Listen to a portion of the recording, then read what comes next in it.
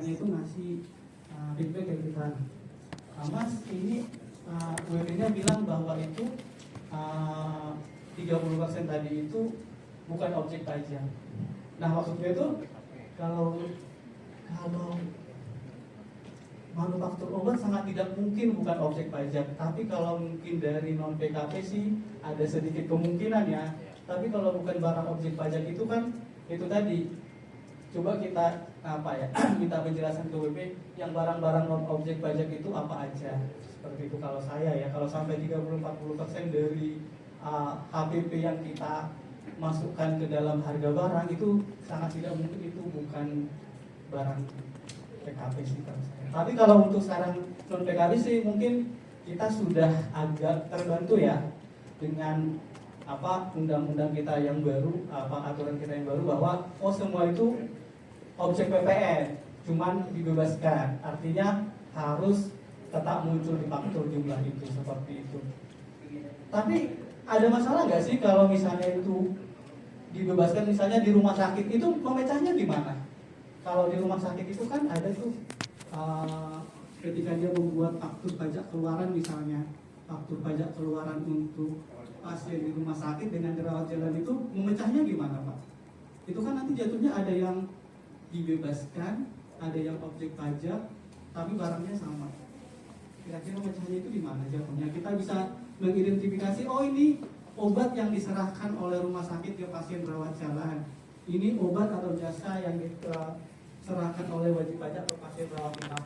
Ada cara mengidentifikasi nggak? Atau ada kolom di faktur? Bukan di faktur sih, di SPT lah ya. Di SPT nggak yang untuk, karena itu buat faktur nggak yang dibebaskan? Tidak buat faktur kan? Harusnya tetap nggak buat faktur kan? Tetap bikin faktur.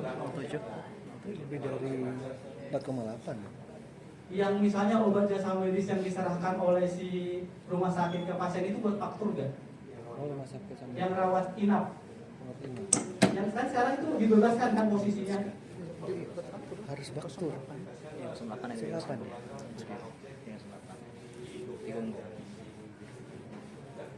Harus membuat faktur. Rumah sakitnya. Berarti setiap pasien diterbitkan faktur. Di Gunggung. Setiap pasien harus untuk kode 08. Pasien rumah sakitnya ya sebenarnya. Di Gunggung aja. Tapi coba kita lihat ya. Makanya itu sebenarnya kemarin Ya, jadi 08 tapi di pertanyaan Gunggung. besar juga ketika dia Bukan yang berpindah setiap dari pada pajak pembeli dibikin pajak faktur yang kan di Gunggung. dibebaskan ada cukup naruh. Apa? PKP jarak. Kan sebenarnya kan dari pasien dari rumah sakit Yang ke bikin pasien rumah itu sakit. kan tetap dianggap ke pelanggan akhir kan posisinya. Cuman memang itu dibebaskan. Pertanyaannya adalah yang ke pelanggan akhir yang dibebaskan itu membuat faktur apa tidak sebenarnya? Ada. Kwitansinya itu kan jadi faktur. Tetap buat faktur Dokumen yang dipersembahkan 08 dengan ya. faktur. Iya. Ada nggak di sini yang mempunyai rumah sakit?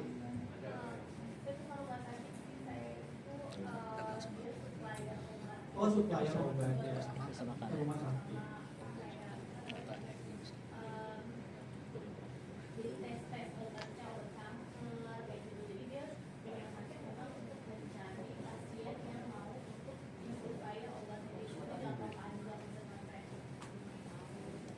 Oh, jadi kayak penyedia fasilitas aja ya obat dan alat medis ya. Oh, nanti coba kita bahas lagi soalnya ini kemarin jadi pertanyaan juga ya, kita sebenarnya harus membuat faktur atau cukup digunggung disatukan sama yang objek pajak juga. Nanti memisahkannya sih yang agak susah. Mungkin nanti coba sambil dipikir-pikir kita bahas lagi ya. Oke, persediaan sih. Oke, lanjut. Ini biasa ya sambil. Nah, sama coba kalau yang sebelumnya. Nah, ini biasa ya menguji. Kalau manufaktur itu kan buat stepnya itu kan mulai dari beli bahan baku, nanti dikerjakan barang setengah jadi, nanti dari barang setengah jadi dikerjakan jadi barang siap dijual atau finished good. Nah, membaca kita juga harus tahu urutan-urutan dari bahan baku sampai dengan barang itu siap dijual. Nah, ini ada stepnya. Ternyata kalau kita baca di sini itu ternyata ada satu step yang hilang. Ya Bapak Ibu ya. Nah, barang setengah jadi ini harusnya ada muncul di bagian dari laporan ini. Ternyata kalau kita baca laporan itu ini bahan baku tenaga kerja langsung kan harusnya barang setengah jadi dulu ya. Barang setengah jadi berapa? Nanti dari barang setengah jadi itu langsung masuk ke barang yang siap dijual atau barang fabrikasi. Ternyata ini ada bagian yang terlewatkan, sehingga penghitungan harga pokok produksi dari si wajib pajak ini ada yang kurang. Lanjut. Oke, kita ke utang usaha dulu ya, sebelum nanti kita kalau ada pertanyaan nanti kita lanjut mas. Nah ini dibaca sendiri aja Bapak Ibu. Utang usaha kan muncul karena transaksi normal bisnis kita ya. Biasanya dalam waktu tertentu harusnya ditagih. Kalau tidak tertagih nanti ada namanya yaitu kredit piutang yang harusnya disisihkan. Ini penghitungan biasa aja yang biasa dilakukan sederhana, bagaimana menghitung piutang itu dari penjualan nanti dan dari kas yang diterima. Itu tadi saya bilang seandainya kita seandainya wajib pajak menyajikan laporan arus kasnya itu dengan menggunakan metode langsung dan kita bisa menandai itu termasuk PPN atau tidak, itu kita bisa hitung sebenarnya Bapak Ibu. Laporan arus kas itu benar atau tidak, atau piutang usaha atau penjualan itu benar atau tidak, dengan menguji secara matematis yang hitungannya cukup sederhana. Kita tahu bahwa kalau misalnya angka-angka ini tersaji dengan benar, baik itu laporan penjualan kita sandingkan dengan faktur segala macam, itu harusnya jumlah ini sama. Coba dilanjut mas, ada contohnya enggak? Oh ini akun, ini dibaca aja ya Bapak Ibu ya. Ini masalah menjurnal saja, sama termasuk nanti menjurnal kita tertagi. Oh nggak ada ya di bidang usaha ya, contohnya ya. Coba ini mas, nggak ada ya. Biasanya piutang yang tak tertagih kita koreksi ya. Piutang tak tertagih kita lakukan koreksi fiskal positif negatif ya. Sama juga nanti kalau misalnya tadi itu yang diaruskan, ini juga kami buatkan contoh ya Bapak Ibu, yang masalah piutang usaha. Kalau piutang usaha itu kalau misalnya wajib pajak itu menggunakan arus kas langsung, sebenarnya kita coba menghitung ya arus kas langsung itu dengan penjualannya kita, dengan memperhatikan penjualan, arus kas penerimaan dari pelanggan, dibayar di muka sama piutang usaha. Nanti kita bisa tentukan sebenarnya kira-kira penyajian laporan keuangan dan penyajian kita di SPD itu sudah tersaji dengan benar apa tidak. Oke lanjut mas. Biaya dibayar di muka. Lanjut. Nah ini biaya di muka yang sifatnya ekro ya, artinya itu kan sebenarnya lebih ke pemotongan ya, pemotongan baik itu ayat 2 atau atau 23. Oke, ya ini nanti kita bandingkan. Biasanya kan kalau dipotong itu kan biasanya sesuai dengan pembayaran kas ya. Tapi kalau kita berbalik masukan itu biasanya lebih ke mana yang lebih dulu dibayar, atau jasa atau barang diserahkan kepada pelanggan seperti itu. Makanya ketika ada uang muka atau pembayaran sebelum pekerjaan atau sebelum barang diterima oleh pelanggan, maka itu yang kita sandingkan dengan bukti potong ataupun faktur pajak masuk yang sebagai pajak. Kita lanjut. Nah, kalau di PSK 73 kan itu nanti mungkin akan kita bahas Bapak Ibu di aset tetap atau aset tidak lancar. Ini menggantikan sewa dibayar di muka ya. Setiap sewa yang lebih dari 1 tahun nanti kita tidak menggunakan konsep dibayar di muka lagi, yang sifatnya itu apa ya istilahnya, pokoknya wajib pajak itu harus menyajikannya itu di laporan posisi keuangan. Kalau dulu kan basisnya itu kan basis pendapatan ya, tapi sekarang basisnya itu adalah laporan posisi keuangan. Kalau istilahnya itu tersaji di balance ya, balance sheet tersaji di laporan posisi keuangannya wajib pajak untuk standar akuntansi kita yang baru. Makanya sekarang kita kan sudah lebih familiar ya dengan istilah aset hak guna. Sebenarnya aset hak guna itu sebenarnya merujuk ke beban sewa atau sewa dibayar dulu.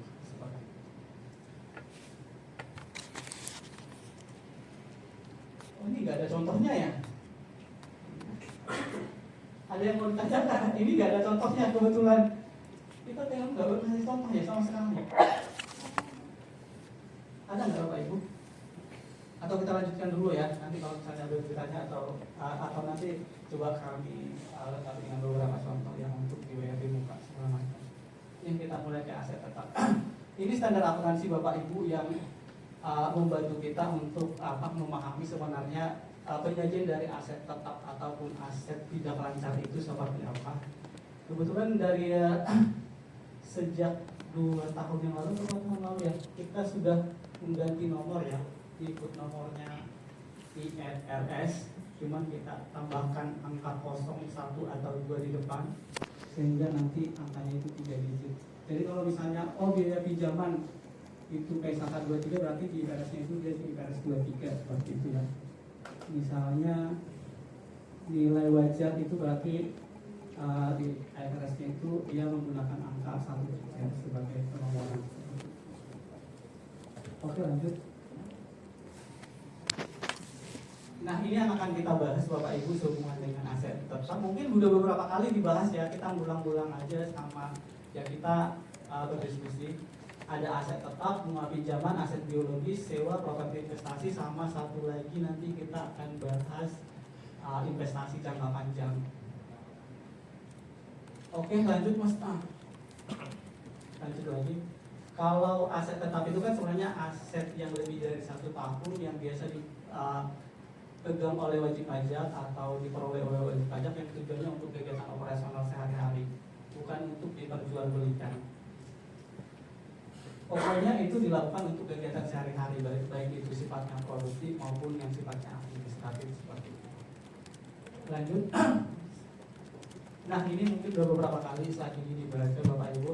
Tadi sama kayak persediaan, ketika kita, kalau kami ya, analis itu biasanya sebelum melakukan analisis keuangan segala macam itu, yang paling pertama kali kami lakukan itu adalah melakukan pledging terhadap faktur. Karena nanti akan sangat membantu kita untuk melihat laporan keuangan itu sudah benar apa tidak. Secara angka dulu ya, secara angka sudah benar apa tidak. Dengan nanti secara metode pencatatan nanti mungkin kita melakukan uji yang lebih dalam. Tapi paling tidak langkah awal yang kita lakukan itu adalah menyandingkan angka di laporan keuangan dengan angka yang kita punya. Salah satunya itu adalah faktur pajak sama bukti potong kalau ada. Nah, ini biasanya kalau kita sudah mengklaim kan biasanya waktu kita sanding-sandingkan ya. Sebenarnya kan gampang sih, sebenarnya bukan gampang sih. Ada trik-trik sendiri ya kita ketika kita mau melakukan pledging terhadap si faktur ini sebenarnya ada. Kalau saya sih biasanya menurut yang paling gede biasanya. Jurut dulu yang paling gede, kemungkinan kan itu aset tetap ya. Kalau kita urutkan paling gede dan frekuensi untuk jenis itu kan ada deskripsinya ya. Jenis barang, jumlah barang itu kan biasanya langsung ditandai aja jumlah barangnya itu kurang dari 10 misalnya 1 sampai 10, terus nilainya itu tidak kurang dari atau mencapai nilai angka berapa gitu. Itu nanti langsung bisa kita tandaikan, atau nanti bisa jadi itu pembayarannya beberapa kali. Itu kemungkinan adalah aset tetap, kemungkinan ya dengan nilai 100 juta. Kayak rumah sakit misalnya, kalau dia kayak beli mesin-mesin segala macam itu kan kemungkinan itu kan adalah aset tetap ya. Nanti yang masuk dari presiden tahu apa obat-obat dan apa istilahnya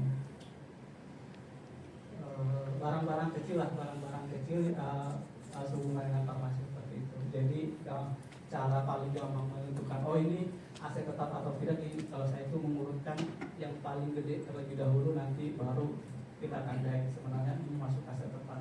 Lakukan aja dulu penyandingan secara kotor ya, tidak perlu secara mendetail biar kita tahu sebenarnya angka ini sudah valid apa tidak. Sudah ada terjadi nggak sebenarnya perbedaan yang cukup signifikan antara laporan keuangan SPD kalau kita sandingkan dengan faktur pajak masukan yang diterbitkan oleh lawan kepada wajib pajaknya kita, seperti itu.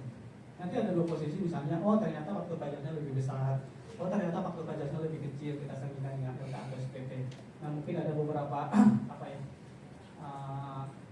analisis atau kesimpulan apa yang harus kita berikan sehubungan dengan perbedaan angka tadi, baik itu selisih lebih ataupun selisih kurang antara LK dengan faktur pajak. Lanjut Mas. Nah, ini kalau ini ada contohnya Bapak Ibu kan tinggal lihat aja tuh.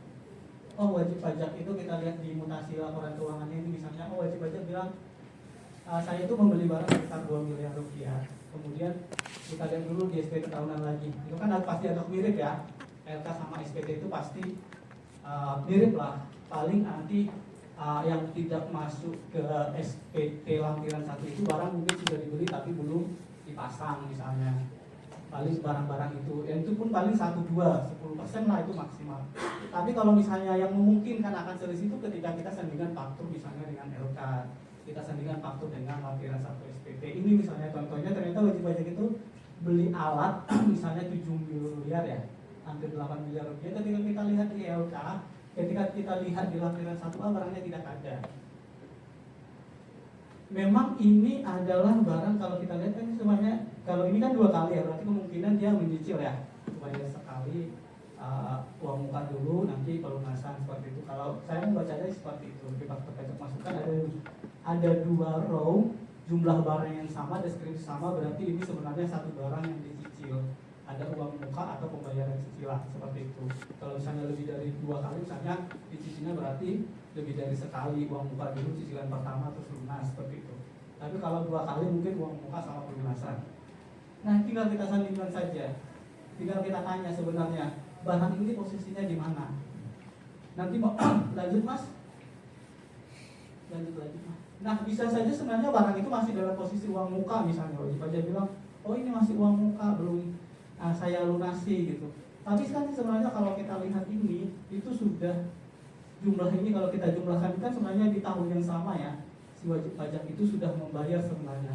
Kalaupun posisinya itu masih di uang muka dua-duanya, uang muka itu harusnya jumlahnya tetap 0,9 bukan 2,3. Artinya karena atau bisa jadi sebenarnya barangnya sudah diserahkan seperti itu karena memang itu fakturnya sudah dilengkapi dengan jumlah 7,9 seperti yang sebutkan tadi. Ada kemungkinan sebenarnya dibilang itu 2,3 itu uang muka karena kalau kita lihat kan ini 2370 masih bisa mengcover 2399 ya. Salah. 2399 ini masih mengcover 2370. Tapi pertanyaan sekarang kita adalah 5530-nya kemana? Kalaupun ini mengcover dari angka 2370 299-nya. Jadi pertanyaan kita adalah 5530-nya kemana seperti itu. Ya, siapa? Itu kan kalau pembeliannya melalui dari faktur pajak masukan. Nah, kalau dia melalui leasing gimana ya mas? Misalnya kalau dia bilang, Pak itu secara faktur memang benar saya beli, tetapi itu kredit kayak gitu loh. Kredit apa leasing? Ya leasing. Oh leasing. Nanti kita bunyi fakturnya itu tetap apa nilai totalnya atau hanya uang mukanya aja? kalau leasing tetap. Kalau saya ada yang bisa bantu saya nggak? Tapi nanti saya jawab dulu ya. Nanti kan kita bahas di leasing. Sebenarnya leasing itu kan tetap menerbitkan faktur ya Pak. Dan setahu saya leasing itu terbit saat barang diserahkan. Artinya kontrak sudah leasing itu kan nanti akan kita bahas di PSAK 73. Leasing itu kan sih sebenarnya saya mau memakai barang, tapi saya itu tidak punya duit untuk langsung membeli. Saya motornya nyicil aja, semacam sewa gitu kan. Kalau setahu saya ketika kontrak leasing pertama dimulai, faktur ini harus muncul malah 7,9-nya dari si pemilik barang ke lesi. Ya, bukan si banknya ya yang menerbitkan ya, tapi pemilik barang ketika menyerahkan barang ke lesi. Pertanyaannya adalah, saya itu pernah tanya fungsional Bapak Ibu tentang si leasing ini juga. Masalah barang ketika terbit dari si lesor ke lesi, barang ditarik sama si bank atau lembaga pembiayaannya. Itu gimana? Ketika barang ditarik oleh si bank lembaga pembiayaan, misalnya barang terbit dari si lesor ke lesi, bukan lesor. Lesor kan si pembiaya ya, pembiaya dari si pemilik barang menerbitkan faktur ke si lesi. Itu dikreditkan si wajib pajak misalnya si lesi. Kemudian ternyata si lesinya itu nggak sanggup bayar cicilan, ditariklah sama bank atau lembaga pembiayaan misalnya. Itu barang apa namanya ketika barang itu ditarik? Itu udah terlanjur misalnya dikreditkan sama wajib pajaknya kita. Nah itu mungkin akan menjadi pembahasan kita mungkin nanti di masalah sewa ini sebenarnya. Kalau masalah menerbitkan waktu sudah jelas, itu dari si pemilik barang dan si lesi. Dan itu adalah jumlah sebesar bukan nilai yang dicicilkan ya, nilai barang ya. Karena nanti sisanya itu adalah bunga pinjaman ya. Yang seharusnya memang tidak ada unsur PPN-nya di sana. Nilai dasar atau underlying value-nya itulah yang kita pakai sebagai CPN-nya seperti itu. Oke, lanjut.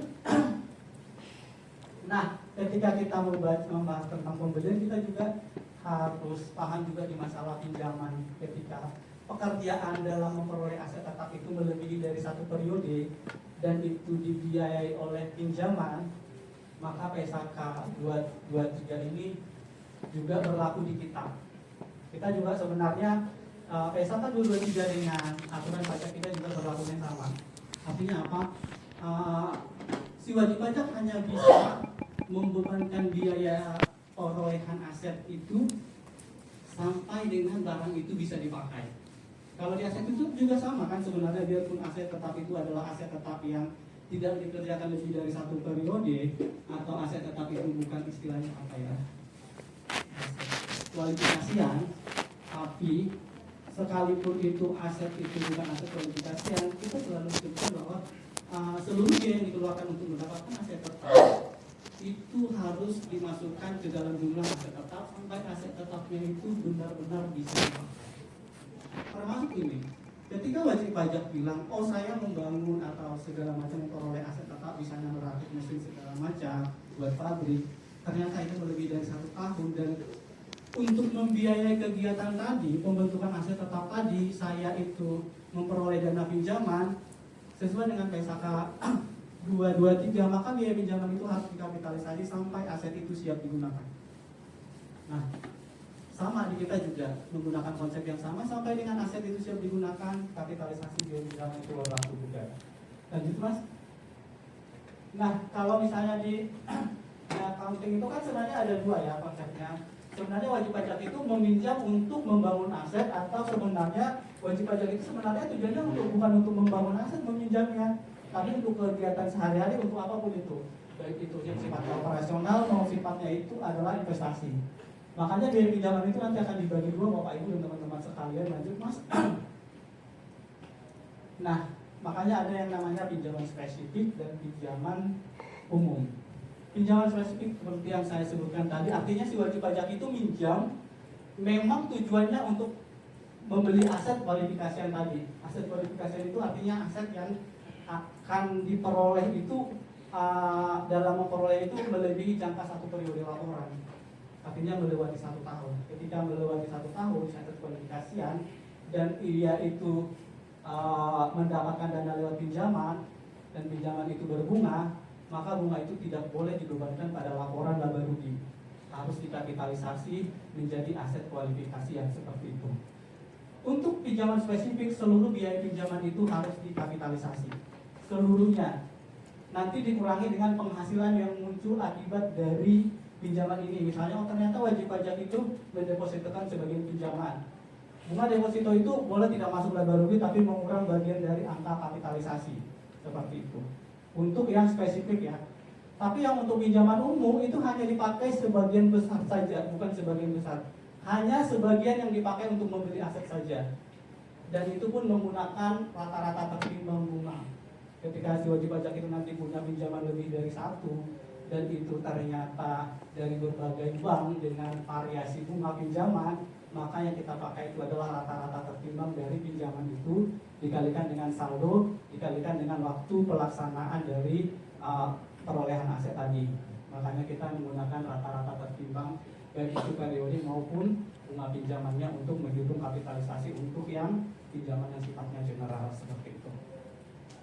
Oke Mas, lanjut. Nah, ini contoh yang pinjamannya itu spesifik. Nah, pembiayaan itu untuk membangun, artinya itu spesifik. Jadi dari awal si wajib pajak kita itu sudah memberikan statement atau buat kontrak dengan si bank bahwa oh saya meminjam ini mau bangun rumah sakit misalnya, mau bangun pabrik misalnya. Artinya secara spesifik dana yang diperoleh wajib pajak misalnya dari BNI itu adalah untuk membangun pabrik misalnya, untuk mendapatkan aset kualifikasian. Maka sesuai dengan konsep tadi, maka ini akan kita kategorikan sebagai pinjaman spesifik. Kalau pinjaman spesifik ini artinya kita tidak perlu bingung lagi mengkapitalisasi. Setiap pinjaman yang keluar atau muncul akibat dari pinjaman ini nggak boleh masuk di laba rugi. Harus menjadi bagian dari aset tetap yang akan pembebanannya melalui penunjukan ketika bangunan atau aset tetap itu sudah siap digunakan seperti itu. Nah, kita juga ada aturannya ya Bapak Ibu. Sebenarnya tanpa S ini juga sebenarnya ada ya di undang-undang kita juga. Artinya semua biaya yang dikeluarkan untuk mendapatkan aset itu sebenarnya baru bisa dibayarkan ketika aset itu memang siap untuk digunakan. Atau kalau di kita itu sudah masuk di lampiran 1A SPT tahunan seperti itu. Oke. Itu yang masalah akuisisi aset tetap. Ada Bapak Ibu yang mau ditanyakan sehubungan dengan akuisisi aset tetap ini. Kita akan membahas secara berurutan ya, akuisisi, pengusutan, sama disposal.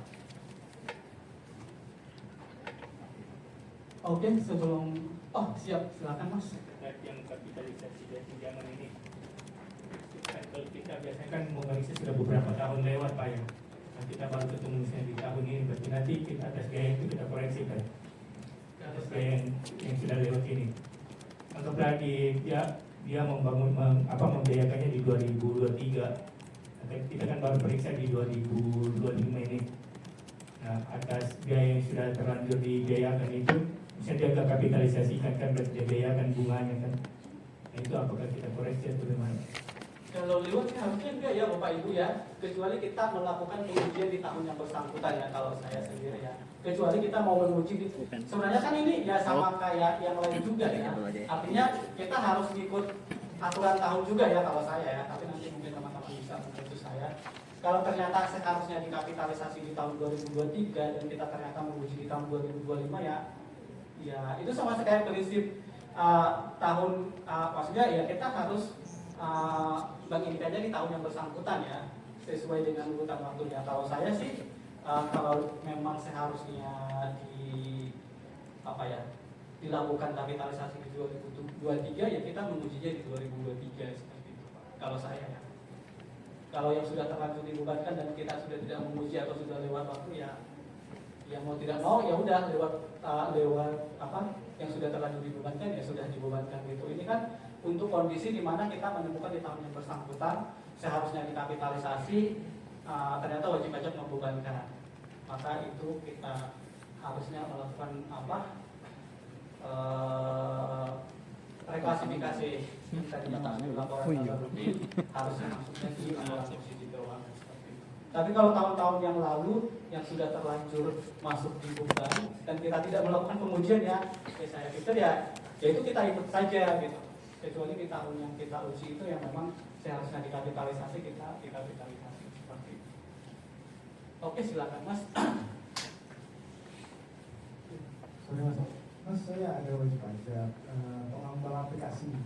Jadi Pengembangan selama aplikasi dikembangkan, dia membiayakan biaya gaji.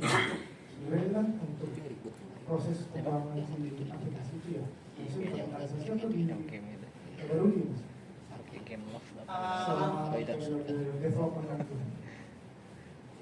Istilahnya apa sih Mas? Itu kan ada bentuk. Ada yang bisa bantu saya nggak sebelum sampai terbentuk softwarenya? Ada yang bantu saya nggak? Istilahnya apa? Kalau dia di laporan keuangan sih maksudnya sementara masih di laporan baru di biaya gaji semua. Nah ini kan kalau di nanti mungkin dibahas di intangible asset ya kok. Produknya apa dia? Ya software Pak. Software. Iya. Ya ini apa? Pembayaran. Jadi dia PPUB. Ya untuk pembayaran kayak Shopee Pay itu, jadi dia pengembang. PPUB. Atau Pengembang atau membentuk intangible? pengembang. Jadi nanti dia menyiapin aplikasi. Nah selama penyiapan aplikasi itu dia masih membiarkan biaya gaji, bukan yang harus dikapitalisasi. Dia developernya atau usernya itu? Developer. Mungkin nunggu di software laku dulu kayak gitu mungkin Mas ya. Software itu laku dulu ya, bukan software replacement ya, tapi dia mau berusaha sebuah Selama software. software yang belum laku dia masih membiayakan gaji. Nah itu tadi maksud saya itu tujuannya itu membentuk intangible atau memang dia sudah, maksudnya gini, si wajib pajak itu memang sudah punya rekanan, oh saya dibikinkan ini ya, nanti saya beli, itu kan sih sebenarnya kontrak jasa ya, kalau membuatkan aplikasi, atau memang dia memang dari awal memang membentuk suatu produk yang sifatnya intangible, membentuk produk intangible. kalau membentuk produk yang sifatnya intangible dan bisa dijual ke siapa aja itu sampai sebelum produk itu ada istilah apa namanya, kayak semacam kode atau bentuk yang menunjukkan bahwa itu intangible, itu masuk di laba rugi memang. Tapi kalau sampai dia sudah bilang, oh ini benar-benar ada intangible-nya, benar-benar ada intangible-nya, artinya si intangible aset ini sudah ada bentuknya, sampai sudah ada bentuknya apa istilahnya, ada problem sama satu lagi itu penelitian ya. Kalau dari masih penelitian itu masuk di laba rugi. Penelitian artinya bentuk dari softwarenya itu belum kelihatan, artinya tidak ada yang mengaku itu sebagai software, artinya itu tidak bisa dijual. Tapi ketika si softwarenya itu sudah bisa dijual, artinya sudah ada nilainya dan itu masih tahap dikembangkan, disitulah dia mengkapitalisasi.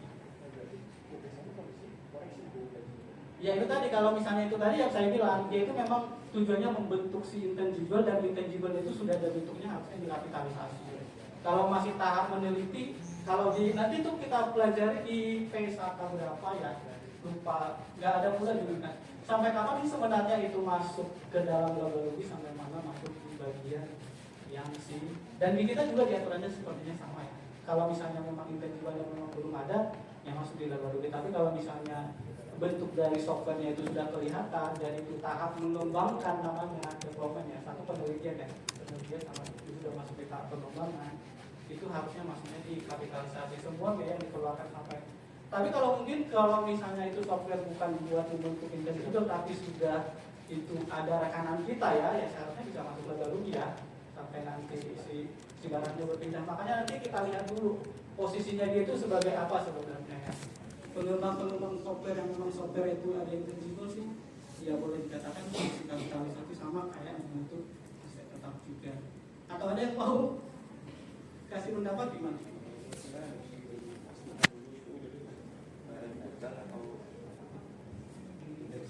Iya, makanya tadi saya tanya sebenarnya tujuannya buat apa, membentuk intangible atau memang sudah ada pasti sudah ada pelanggan dari awal seperti. Berarti kita sepakat ya, kalau sudah ada pelanggan harusnya bisa masuk laba rugi ya.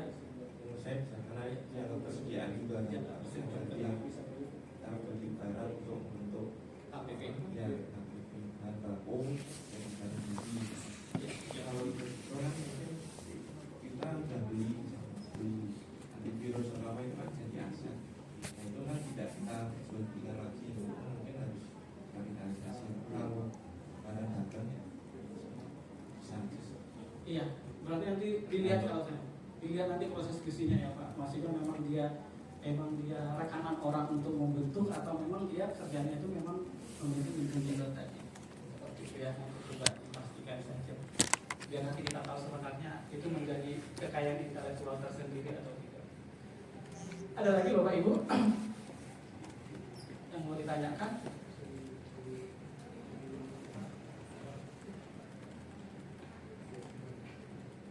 Oke lanjut Mas.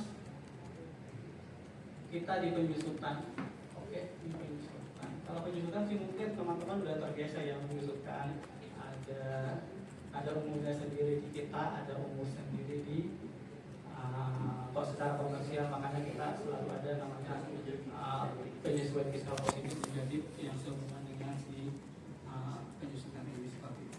Atau mungkin ada beberapa aturan kita juga untuk penyusutan yang lebih dari 20 tahun misalnya, itu kan sudah kita atur ya, yang sifatnya lebih dari 20 tahun, atau barang-barang yang ternyata umurnya itu tidak lebih dari 1 tahun, lebih dari 1 tahun, tidak lebih dari 2 tahun misalnya, dimana kita memperlakukan, jadi sebenarnya sudah lebih mengadopsi yang sifatnya komersial ya.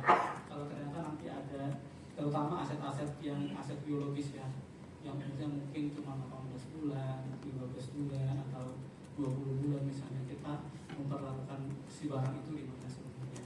Atau misalnya jalan tol, ternyata itu kan sebenarnya bisa digunakan sampai 40-50 tahun misalnya, kita memposisikan barang itu di mana. Paling nanti ya tugas kita itu ya tadi melihat ada aset-aset yang sebenarnya sudah tidak masuk satu alat lagi, ternyata masuk satu alat, atau ada penyusutan yang bertambah secara signifikan, ternyata aset itu tidak bertambah secara signifikan. Ada nggak aset-aset yang seharusnya nggak masuk satu, kalau misalnya properti investasi atau barang-barang lain yang diperoleh melalui sewa yang tadi kita bahas di PSAK 30 itu sudah pindah ke 73 masih masuk ke lampiran satu pajak kita. Lanjut Mas. Nah ini contohnya ada yang penambahan secara signifikan tetapi tidak bertambah di bagian aset yang disusutkan. Kalau kita lihat kan itu ada penambahan yang cukup signifikan untuk di bagian penunjukan lampiran 1A. Tetapi ketika si analis melihat sepertinya wajib pajak ini dari lampiran 1A sama faktur pajak masukan itu tidak menunjukkan adanya penambahan yang cukup signifikan di tahun yang bersangkutan. Ternyata ada beberapa aset-aset itu yang mungkin pindah kelompok. Cuma nggak tahu kenapa dipindah kelompok. Belum tahu sebenarnya tindak lanjut AR-nya ini kemarin jadinya seperti apa. Tapi ini sudah pernah kita diskusikan. Nah mungkin itu yang perlu kita perhatikan. Sama satu lagi, barang-barang yang sudah seharusnya kita hitung sudah lebih dari 4 tahun di golongan 1 atau sudah lebih dari 8 tahun di golongan 2, mungkin itu juga menjadi titik perhatian kita, jangan sampai disusutkan kembali. Atau mungkin itu bisa jadi nanti aset-aset yang direvaluasi ya, aset-aset yang direvaluasi juga sudah lebih dari 4 tahun direval, angkanya ternyata tidak mengikuti reval secara fiskal tapi hanya reval secara komersial, jangan sampai masuk di lampiran satu itu. Oke lanjut Mas. Nah ini barang-barang kayak gini juga yang seharusnya tidak ada hubungannya dengan kegiatan operasionalnya kita. Oke lanjut Mas. Nah ini pengukuran kembali. Nah, kalau kita menyebut itu pengukuran kembali itu kan berarti revaluasi ya. Lanjut Mas. Nah ada metode yang dipakai oleh pajak kita ketika melakukan revaluasi. Jadi revaluasi ini kan sebenarnya kalau kita sudah pindah ke standar akuntansi yang baru, revaluasi ini sebenarnya memaksa. Sebenarnya standar akuntansi kita itu sebenarnya memaksa. Karena kita sekarang kan konsepnya nilai wajar ya.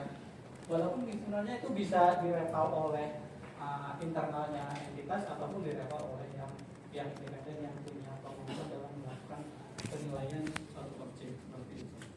Dan di revaluasi komersial itu juga sebenarnya reval itu kan di kita revalnya itu harus satu golongan gitu ya, satu kelompok ya. Kalau saya nggak salah, kalau di kita itu kalau mau mereval itu satu kelompok aset itu harus direval sekaligus kalau nggak salah saya. Tapi di accounting tidak seperti itu. Mau mereval satu-satu bisa. Jadi dia itu si akuntansi itu hanya bilang untuk aset-asetmu yang memang angkanya itu tidak mencerminkan angka yang sebenarnya itu seharusnya direval. Tapi kalau di kita itu kan setahu saya itu satu kelompok kumpul itu harus direval sekali. Kalau saya tidak salah ya. Nanti mungkin coba dibaca lagi takutnya kami salah juga. Tapi saya kata seperti itu. Ada dua metode Bapak Ibu yang bisa dipakai, proporsional atau eliminasi. Proporsional itu artinya jumlah ketika direval nanti itu angka bruto sama penyusutannya itu. Artinya angka bruto sama penyusutan itu nanti akan menyesuaikan angka setelah reval. Tapi kalau dia menggunakan metode eliminasi, ketika direvaluasi angka penyusutannya hilang, maka muncul angka baru sesuai dengan angka reval. Kalau di akuntansi kan biasanya reval itu bisa revalnya itu mengurangi nilai, bisa jadi reval itu turun nilainya ya. Bisa jadi walaupun sebenarnya kan agak kurang ini ya. Agak jarang lah kita menemukan revaluasi itu malah menurunkan nilai dari suatu aset tetap. Tapi di akuntansi itu berlaku, artinya apa? Ketika revaluasi itu naik nilainya, menambah nilai dari aset tetap, maka itu akan juga disajikan oleh wajib pajak di laporan laba rugi komprehensif. Tadi kita sudah bahas ya, susunan dari laporan laba rugi. Tapi kalau misalnya itu jumlahnya ternyata jadinya penurunan nilai itu boleh masuk ke laporan laba rugi. Jadi kalau nilainya naik itu masuknya di ada komprehensif income. Tapi kalau terjadi penurunan nilai itu boleh masuk di laporan laba rugi. Seperti itu. Oke lanjut Mas. Iya silakan.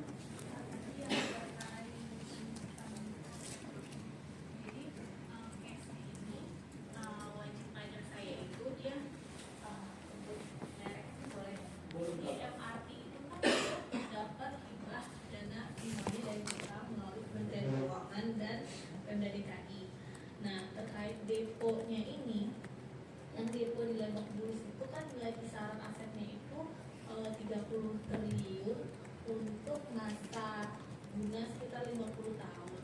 Nah, ketika dia melaporkan di laporan keuangan, di mana penyusutan kita itu kan atas bangunan itu hanya 20 tahun, dia mengadjust biaya penyusutannya yang seharusnya 50 tahun menjadi 20 tahun. Akhirnya nilainya besar.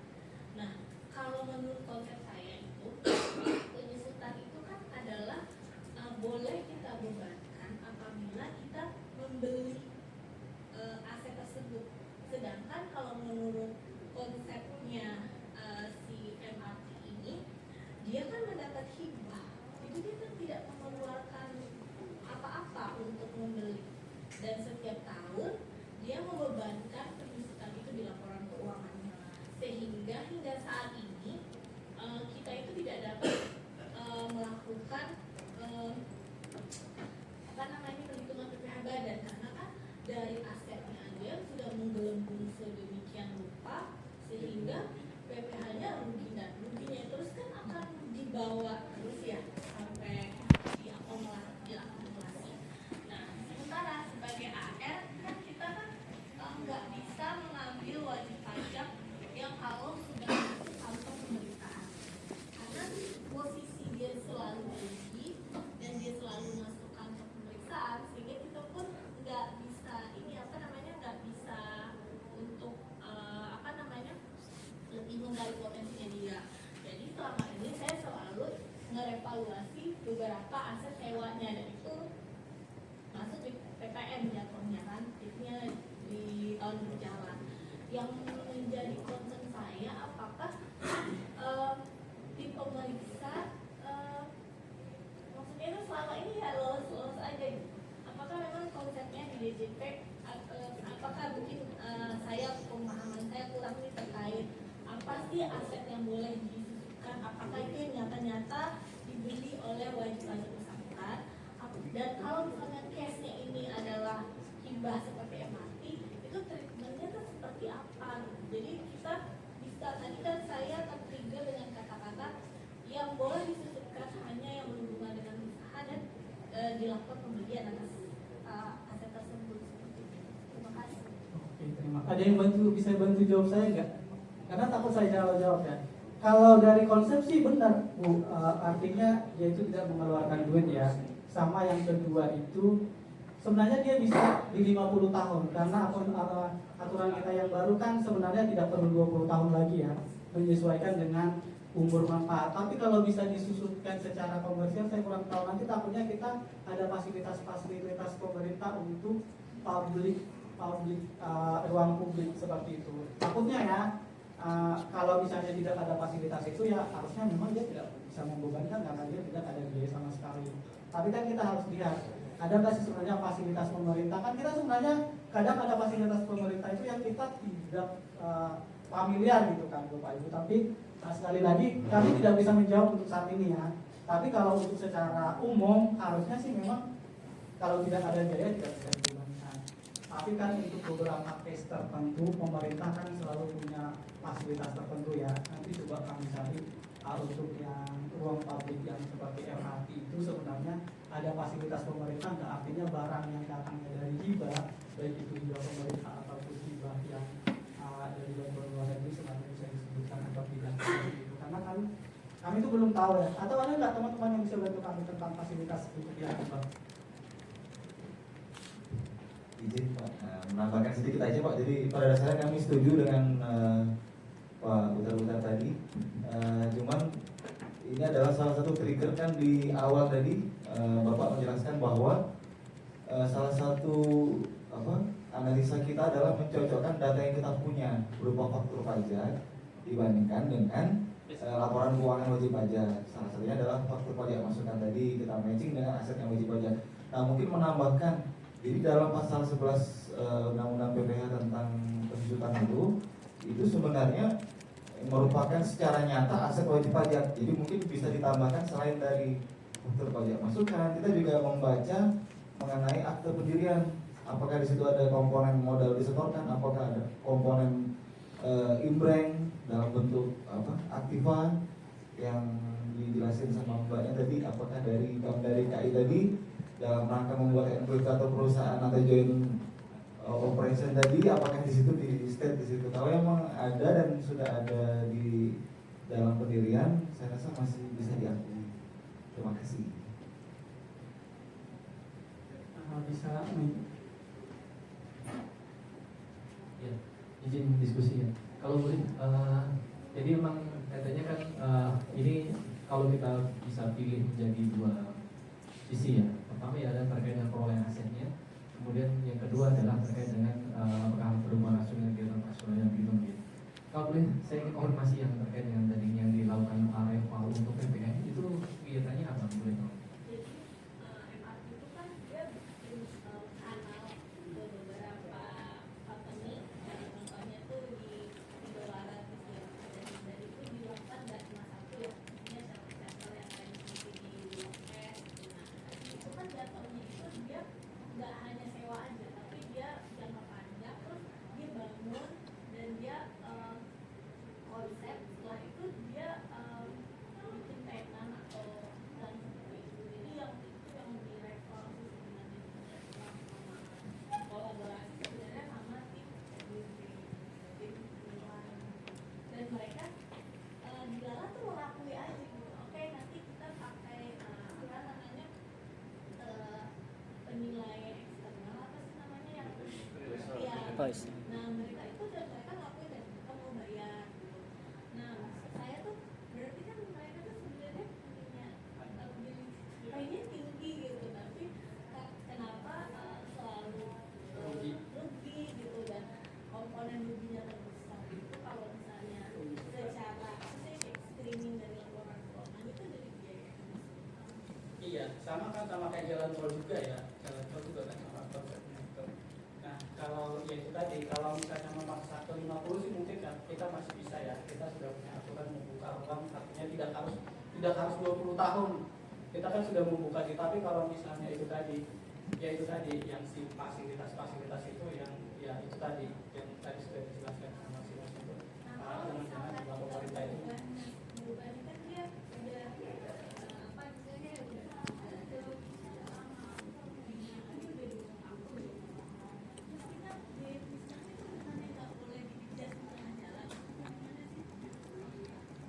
Kalau dia juga mungkin bisa kita adjust kan, karena itu ada riwayat dan kesulitan di sana kan yang masih kita inginkan sampai ke depannya kan, itu bisa kita adjust sih kalau itu nanti bisa mungkin mengurangi rugi ya, ruginya sih. Tapi kalau kita misalnya, tapi ya itu tadi nanti coba kami inginkan dengan masalah sebenarnya bisa dibebankan apa tidaknya, itu kan sebenarnya titik poin yang paling pas itu kan sebenarnya bisa dibebankan atau tidak gitu sebenarnya.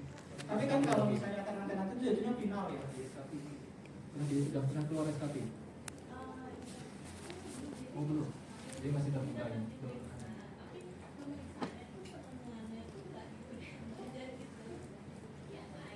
Di pemotongan final segala macam ya. Koneksi. Dia punya sebenarnya ada koneksi. Benar.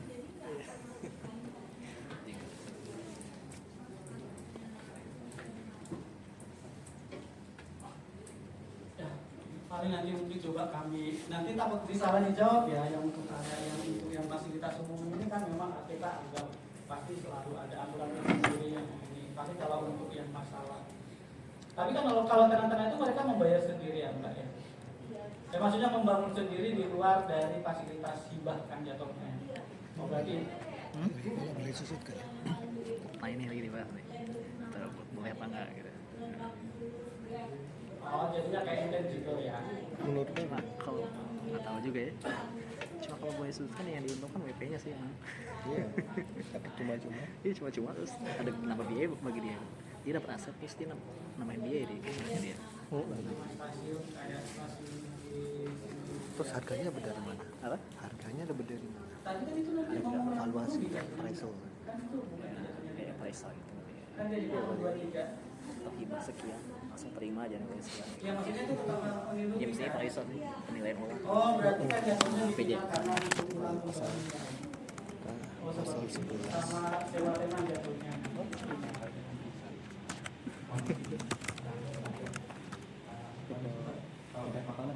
Ini dari sisi regulasinya kalau misalnya itu mungkin kalau faktor ya silakan bersurat ke PPR dan keputusan.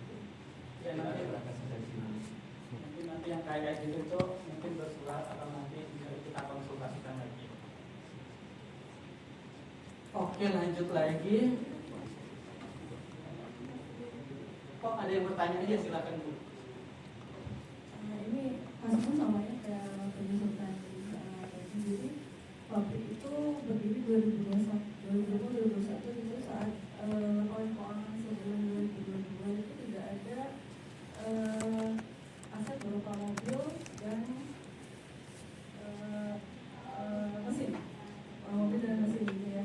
Nah saat 2023 dan 2024 tiba-tiba muncul tuh aset berupa mobil dan mesin tanpa adanya faktur pajak, ya, faktur pajak masukan ataupun misalnya kalau apapun itulah ya yang tiba-tiba timbul gitu. Nah itu saya boleh nggak mengoreksi biaya penyusutan atas mesin dan kendaraan tersebut?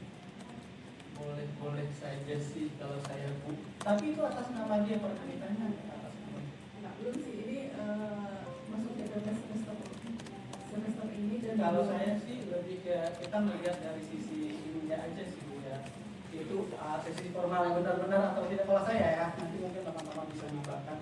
Bisa, kalau saya sih sebelum menentukan objek pajak mana yang harus kita bukan objek pajaknya, penyesuaian seperti apa yang perlu kita lakukan. Kalau saran saya sih diteliti dulu itu benar-benar barangnya dia apa tidak, biar nanti kita bisa tahu posisikannya seperti apa. Kalau saya sih bilang kan bisa aja itu sebenarnya memang ada asetnya aja dari dulu yang tidak diinjak dari kita kan. Kalau saya sih kan itu bisa gue lihat sebenarnya dia itu tidak melaporkan asetnya itu secara rinci di kita, atau asetnya itu memang bukan benar-benar miliknya dia gitu. Kalau memang bukan benar-benar miliknya dia berarti koreksi penjualan. Tapi kalau memang itu barangnya dia, sebaiknya kalau saya sih coba diuji aset-aset apa aja sih sebenarnya asetnya dia dan bandingkan dengan penghasilannya dia di tahun yang lalu. sebetulnya aset tanah dan bangunan itu dia tidak ada, tapi dia sewa. Dia sewa. Ya, karena ini kan pabrik, bukan hanya kan gitu loh, sepatu, kanvasnya sepatu itu tapi catnya aja. Capnya aja, oh kayak semacam apa istilahnya? Labeling dan aksesoris atau labeling yang lain. Ya, manual gitu. Gitu. Sebenarnya kemungkinan sih ada yang TP itu ya, karena kan sama tuh yang dijual kembali ke tempat. Jadi si yang punya barang dikembalikan lagi ke situ tanpa adanya betul-betul makon gitu ya. Nah itu sih. Cuman mungkin menurut saya mungkin mesin itu punya TP yang.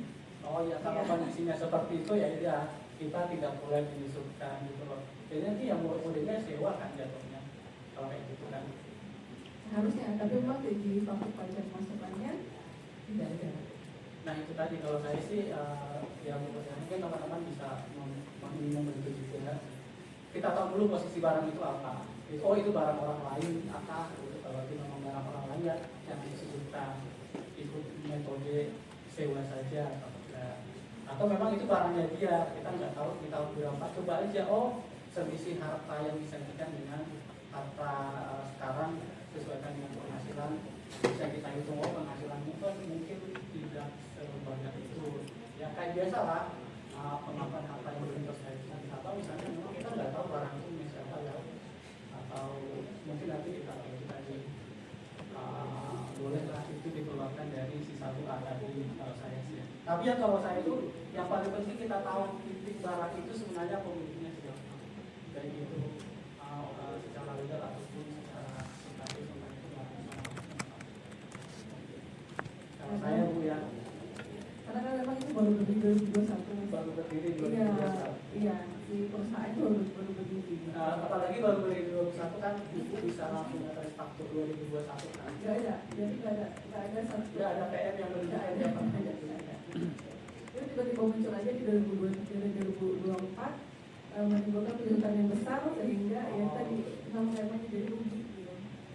Bisa sih nanti kalau misalnya kita juga nanti kita menandai sebenarnya itu asetnya siapa kan. Oke, ada yang mau ditambahkan Mas?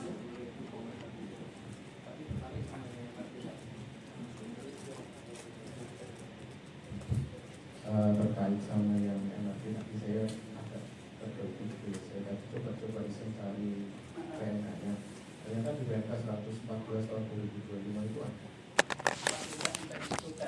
Dapat dikurangkan. Oh, tidak dapat Jadi dikurangkan. aset yang diperoleh dari bantuan hibah dan sumbangan itu tidak dapat dikurangkan. Oke. Tapi ya nanti dicari dulu barangkali ada aturan khusus yang terkait sama objeknya. Cuman kalau dari filosofi pajaknya kan jelas ya ketika Oh iya, kalau filosofi pajaknya kalau diterima lewat itu pasti nggak bisa dilakukan.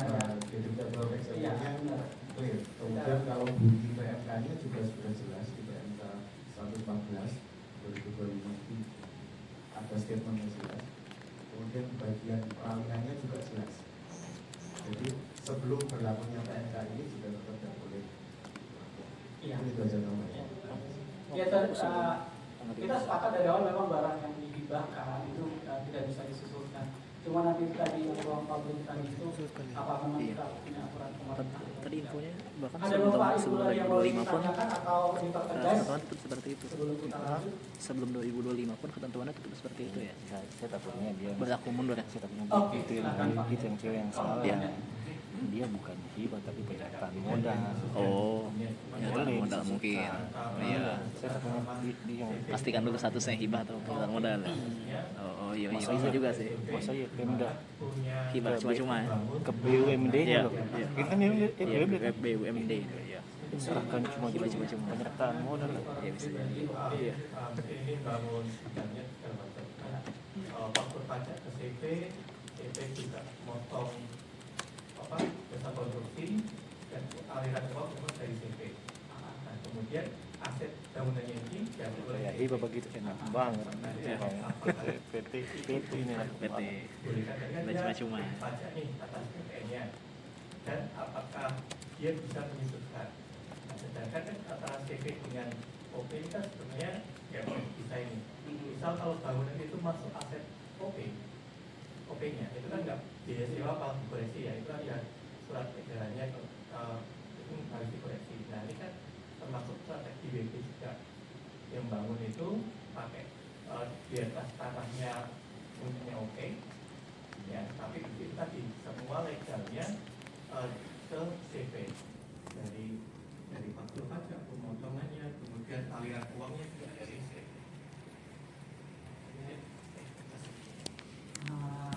Saya jawab dulu ya.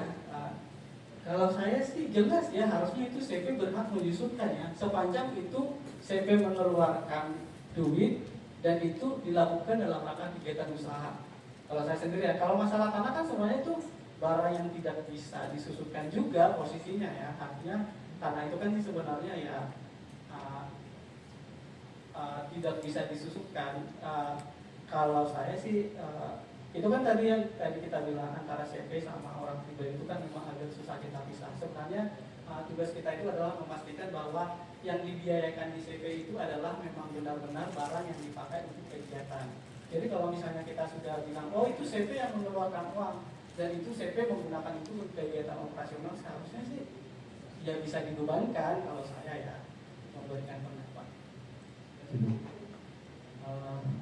Mungkin sedikit tambahan Mas. Jadi memang kalau terkait dengan pelaporan penghasilannya tadi seperti yang disampaikan sama standar. Tapi kalau terkait dengan penghasilannya memang ini kan berarti katanya adalah penghasilan yang diterima oleh anggota paslon yang tidak berbagi atas namanya. Jadi tidak termasuk dalam definisi objek pajak sehingga dia tidak diakui sebagai objek pajak. Tapi memang sebenarnya kalau penelusuran terkait dengan mana saja sebenarnya kita bisa memastikan atas aset-aset yang dimiliki oleh CP ini apakah dia beda dengan orang pribadinya, memang itu adalah satu tahapan yang perlu pengujian lebih lanjut. Dalam artian beberapa case yang kami temui terkait dengan CP adalah bagaimana orang pribadi ini benar-benar membuktikan bahwa atas aset yang diakui menjadi kepemilikan CP itu memang yang ternyata milik oleh orang pribadi tersebut. Terkadang atas aset itu sebenarnya dimiliki oleh anggota keluarga yang lain, bukan atas nama orang pribadi. Sehingga mungkin perlu penelusuran lebih lanjut apakah memang muta perseroan yang masuk ke dalam akte CP itu memang ternyata sesuai dengan yang kita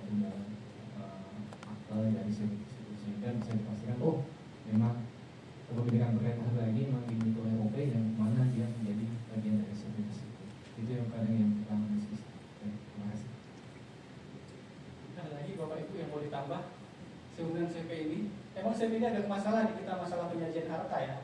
Jadi kita harus bisa mana yang benar-benar dipakai buat CV, yang mana yang itu untuk urusan pribadi dari pemilik CV.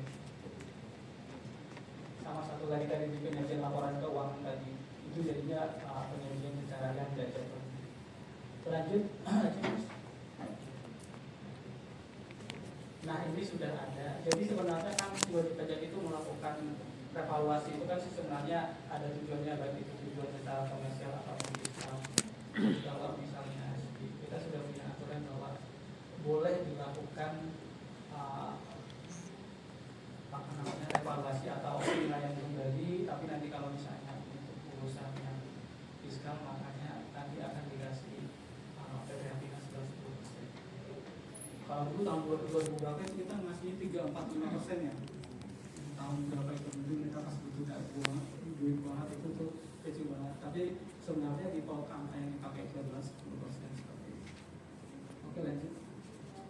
Nah ini, jadi kadang sebenarnya WP kita itu ngeretal itu sebenarnya bukan untuk tujuan untuk perpajakan, tetapi ada tujuan-tujuan tertentu. Atau tujuan perpajakannya itu hanya sebenarnya hanya untuk menutup perbandingan 4:1 di PMK dari kita di PMK 169 tahun 2015. Kalau kita lihat kan sebelum dia melakukan evaluasi si 1156 ini, kalau kita hitung nilai dari ekuitasnya itu 0. Artinya apa? Ketika dia meminjam di sini itu seharusnya dia itu nggak boleh membebankan uang pinjaman. Tapi karena si revaluasi ini sudah mengangkat nilai ekuitas, maka nilai dari ekuitas tadi itu bisa menutup angka 4:1 tadi. Karena memang di PMK 169 kita itu memang mendefinisikan ekuitas itu adalah ekuitas yang didefinisikan oleh standar akuntansi kita. Jadi ketika wajib pajak melakukan revaluasi secara komersial, hasil dari revaluasinya itu adalah masuk dari bagian dari ekuitas. Karena memang ekuitas yang di 169 itu kan sebenarnya ekuitas secara standar akuntansi ditambah dengan pinjaman yang diterima dari pihak berrelasi yang tidak dibebani bunga seperti itu. Jadi ada dua cara biasanya dipakai pajak untuk menutup si PMK kita ini, yaitu satu pertama itu dengan menggunakan reval, satu lagi itu dengan menggunakan pinjaman dari pihak afiliasi yang tidak dibebani bunga seperti itu. Oke lanjut. Nah tadi ketika dia memang tujuannya bukan untuk tujuan komersial, bukan untuk tujuan fiskal, tugas kita itu adalah memastikan bahwa barang yang diretal itu tidak pindah ke sana. Seperti itu. Jadi ketika dia tidak membayar PPh final atas revaluasi, maka barang yang ada di laporan laba rugi yang sudah terlanjur direvaluasi itu tidak boleh menjadi bagian dari penyusutan fiskal di lampiran 1 ayat 4. Ada beberapa case wajib pajak kita itu melakukan revaluasi secara komersial tetapi tidak melakukan secara fiskal, tetapi tetap memasukkan angka itu di bagian dari aset yang harus disusutkan secara fiskal. Artinya barang itu tersaji di lampiran 1A SPD tahunan. Jadi tugas kita itu adalah melihat bahwa barang-barang yang direval secara komersial tetapi tidak mengikutkan komersial fiskal, harusnya akan terjadi selisih penyesuaian fiskal positif yang sifatnya permanen antara wajib pajak dengan kita. Seperti itu. Lanjut. Lanjut mas. Oke, sampai di situ reval. Kita sampai pelepasan dulu ya. Soalnya kita tulis aset tetap pelepasan itu biasanya kita lihat ya.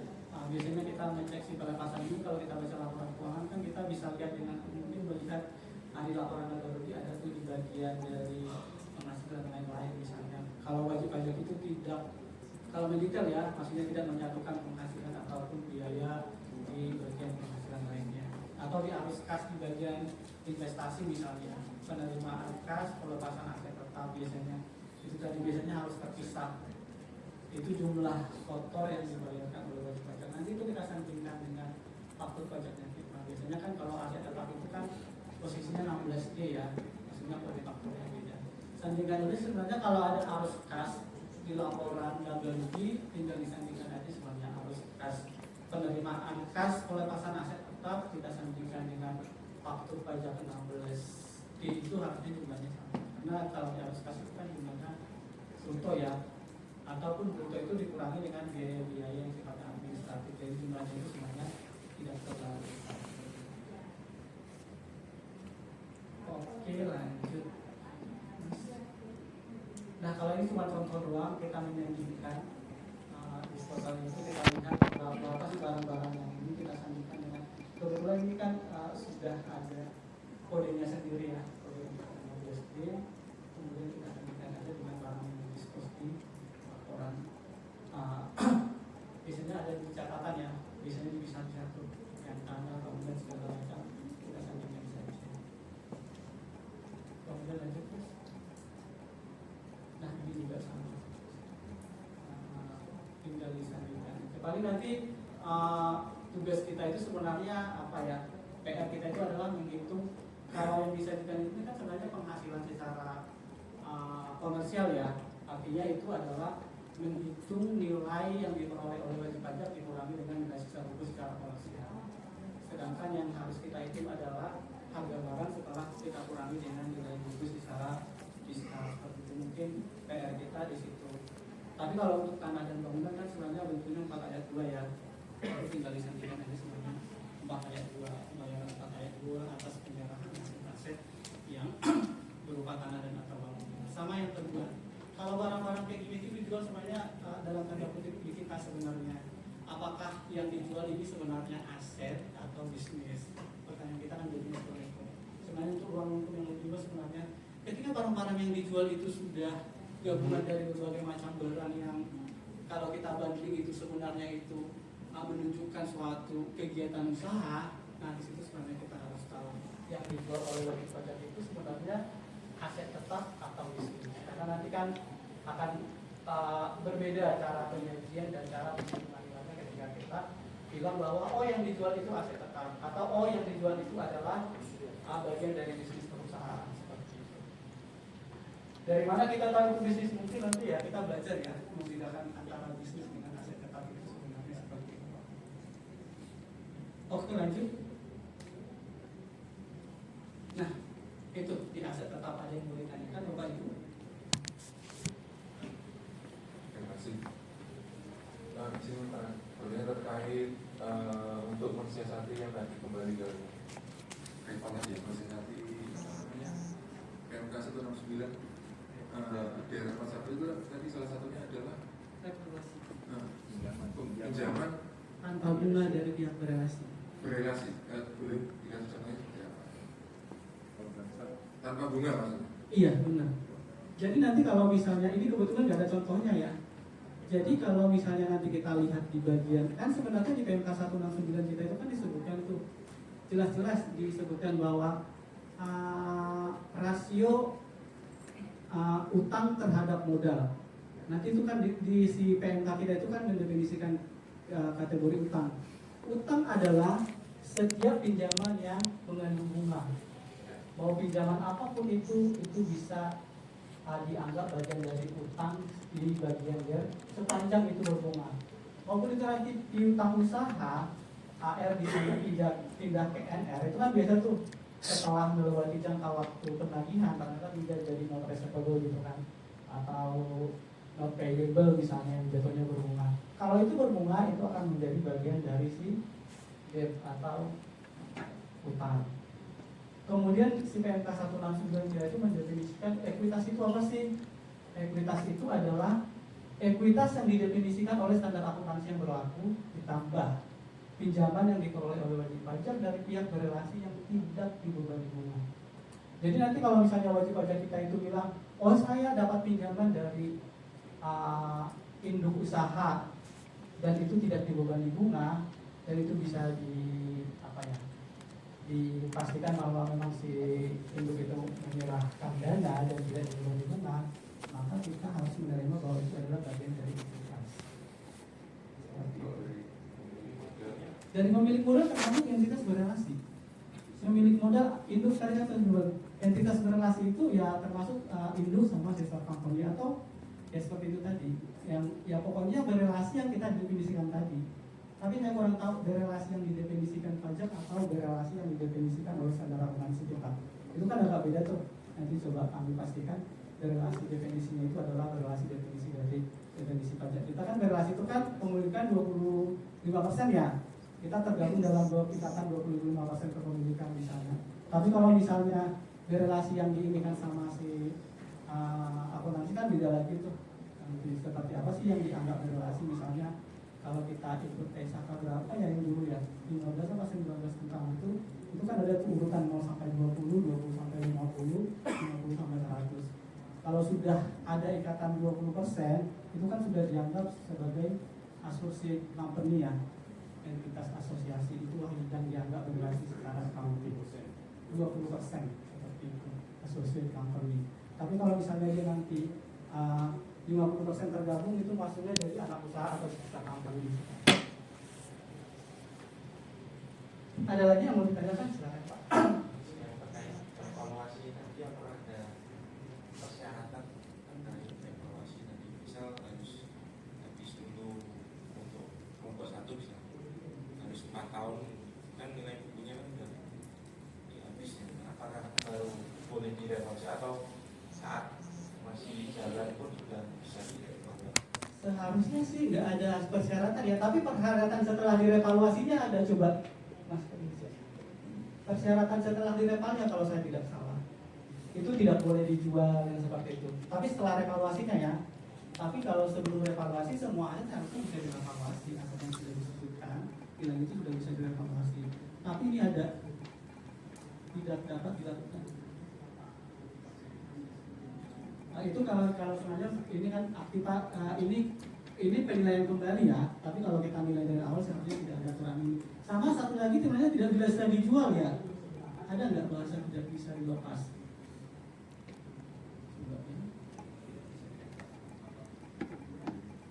Oh nggak bisa ya. Kalau masalah dilepas ada nggak?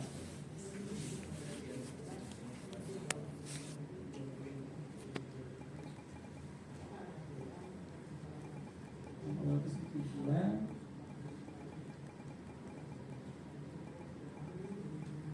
oh nggak ada yang masalah dilepas ya, adanya dinilai kembali. Masalahnya sekarang adalah kalau di kita yang masalah repal di tahun-tahunan sebelumnya itu masalah yang setelah habis direpal itu dihapus buku sama wajib pajak kita. Direpal dihapus buku, hapus bukunya apa? Itu ternyata ada bencana lah, terutama yang pabrik bukan pabrik ya, BPWP sawit ya. BPWP sawit itu tuh bandalnya WP kita itu apa? Sawit-sawit yang sudah tidak mau berbuah lagi itu direpal sama mereka. Direpal sama mereka setelah setahun 2 tahun itu replanting ya. Itu mereka menghapus buku. Dan itu beberapa kali kejadian di catatan laporan keuangan yang kita baca. Tapi itu kan sudah terlanjur ya, sudah terlanjur beberapa tahun sudah tidak bisa kita lakukan upaya. Kalau yang masalah dijual kita nggak ada aturan ya Mas. Belum ada.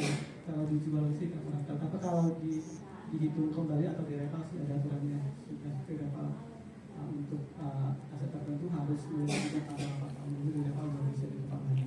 Tapi kalau secara komersial itu biasanya kalau memang sudah waktunya direpal itu dilakukan evaluasi ya Bapak Ibu yang nanti sekalian. Oke lanjut. Lanjut dulu Mas.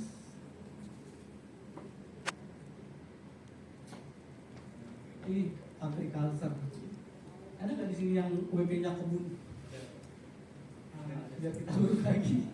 Sebenarnya itu kemarin kita agak sedikit berdebat sih sebenarnya itu agriculture ini kita bawakan apa tidak sebenarnya, karena ini kan menyangkut SHK 69 ya kalau dulu kita ingat ya. Coba dilanjut aja Mas.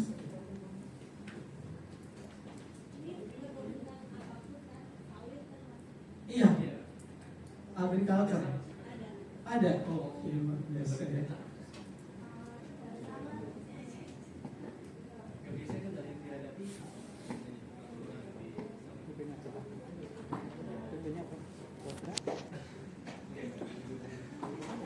Oke, didengar dulu karena ini juga saya pertama kali ya. Saya kan analisnya itu kan bukan dari awal sih. Dari pertama kali duduk analis itu kan saya duduk pindah ke rumah sakit sama distributor obat. Terus kemarin kan karena grup itu mengerjakan sawit. Ya sudah, karena beberapa tes mencoba membuat dalam rangkuman kira-kira seperti apa sih si sawit ini paling kan paling banyak ya sebenarnya kalau kita membahas masalah agriculture kan yang paling banyak laporan keuangan di sini tapi sebenarnya perkebunan kelapa sawit ya. Coba kita coba lihat dari sisi sampingnya. Jadi kita misalnya sedikit mengenal laporan keuangan untuk wajib pajak yang bergerak di bidang aset biologis tertentu. Nah ini definisi aset biologis itu apa sih? Menghasilkan produk agriculture atau menjadi produk agriculture misalnya sapi misalnya jadi itu produk ya. Menghasilkan aset biologis misalnya sapi jadi anak sapi seperti itu. Produk agriculture itu apa? Misalnya jadi sapi misalnya atau TBS-nya kelapa sawit gitu. Oke lanjut mas. Nah ini standar penyajian accounting kita semua dengan produk agriculture. Jadi ketika seperti apa sih kita menyajikan ini? Jadi ketika kita sudah mulai menanam misalnya membangun sebuah lahan itu sampai memberikan itu masih ikut PSAK 16. Barang itu belum menghasilkan, misalnya masih tanaman belum menghasilkan, kita masuk ke PSAK 16. Sampai barang itu juga mulai berbuah, disitulah mulai saat menyusupkan ya. Kita juga masih ikut PSAK 16. Kita diikut mulai PSAK 16 itu ketika kita sudah mulai membuat buahnya. Itulah yang kita sebut dengan produk agriculture tadi. Nanti ketika barangnya itu sudah dipanen, maka itu dianggap sebagai persediaan. Kita ikut, saya nggak tahu ya PSAK ini 3 nomor izinnya kebetulan belum kami atur, jadi masih menggunakan nomor apa. Nah di sini sebenarnya kita agak sedikit perlu melakukan penyesuaian fiskal baik itu fiskal positif maupun fiskal negatif sehubungan dengan si produk agriculture ini. Lanjut mas. Nah ini tanaman belum menghasilkan.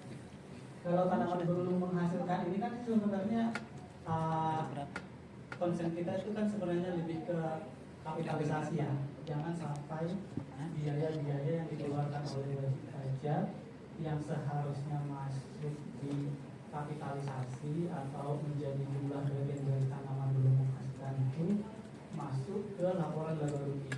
Ketika wajib pajak kita itu kondisinya ada dua dalam artian wajib pajak itu punya lahan berupa tanaman menghasilkan dan lahan berupa tanaman belum menghasilkan. Jadi tugas kita itu kan sebenarnya bisa nggak sih sebenarnya kita membedakan mana biaya-biaya yang dikeluarkan oleh wajib pajak untuk aset yang sifatnya masih TBN, mana biaya-biaya yang dikeluarkan oleh wajib pajak untuk aset-aset yang sifatnya itu sudah dari tanaman menghasilkan. Karena perlakuannya kan sudah beda, satu itu harusnya masuknya di posisi keuangan sebagai bagian dari kapitalisasi, satunya lagi itu sudah boleh dibebankan. Nah itu tugas kita ketika ada barangnya itu tanaman belum menghasilkan dan tanaman menghasilkan, kita harus tahu sebenarnya mana yang boleh. Kebetulan karena belum terlalu lama ya, mungkin nanti AR atau analis-analis yang terbiasa sih mungkin bisa kali membedakan mana pupuk, mana biaya pekerjaan yang seharusnya masuk ke dalam ada TM atau TBM. Kalau ini sebenarnya sih kalau yang paling ini sebenarnya kita itu perlu melakukan penelitian sebenarnya ya. Aset TBM atau TM dengan dua ini sebenarnya nilai kapitalisasi itu kira-kira berapa sih seperti itu. Mungkin dengan menggunakan pendekatan itu bisa kita tahu umur TBM dengan dua ini untuk setahun itu nilai kapitalisasinya berapa, berdasarkan kita catat dan faktur pajak masukan atau biaya lainnya. Artinya biaya segitu itu harusnya masuk ke TBM. Kalau saya sendiri berpikirnya cuma kurang tahu seperti itu. Sama yang kayak gitu ketika ada biaya pinjaman juga yang sama. Nah ini salah satu yang bagian penting kita tuh selalu di BBM jumlahnya gede dan bisa langsung kita identifikasi di laporan keuangan. Misalnya apa wajib pajak itu ternyata meminjam untuk kegiatan yang sifatnya masih TBM. Nah ini ada contohnya, ada asetnya TBM atau tanah yang masih dalam kegiatan untuk dibentuk sebagai lahan TBM. Sebenarnya wajib pajak itu mendanai aset tadi itu dari pinjaman. Nah ini kapitalisasi tadi itu menjadi sangat penting bagi kita. Yang paling gampang ya kita lakukan terlebih dahulu. Kalau yang lain-lain kan kita butuh nih mencacah faktor, membedakan mana barang itu pestisida, insektisida segala macam yang masuk ke barang PBM. Tapi paling tidak yang bisa kita baca dari laporan keuangan mungkin itu terlebih dahulu kita lakukan. Salah satu contohnya adalah kapitalisasi biaya pinjaman dari baik itu dari jaminan ataupun generasi yang seharusnya masuk bagian dari aset berupa tanah belum menghasilkan seperti itu. Oke, lanjut Mas. Nah ini contohnya jadi wajib pajak kita itu meminjamkan pinjaman ke PT CTR, terus meminjamkan ke PT PSA, PSA itu meminjamkan untuk PT KBN. Ternyata pinjaman yang 2,4 triliun itu ternyata wajib pajak itu tujuannya untuk membeli aset tanaman belum menghasilkan yang masih tahap persiapan sebesar 1,9 triliun. Kemudian di bagian sini sih sebenarnya kita nggak kelihatan ada bunga pinjamannya. Muncul bunga pinjaman itu adalah dari KBN ke PT PSA, dari PT PSA itu ke PTPR. Nah konsentrasi kita kan sebenarnya kalau kita belajar tadi membahas masalah kesamaan sebenarnya kan sebenarnya di PT KBN yang sedang membentuk tanaman belum menghasilkan, di mana dia sebenarnya awalnya mendapat dana berupa uang muka saham, ternyata dikonversi menjadi pinjaman dan membayar bunga sebesar berapa ya? Lupa saya sekitar 100 miliar.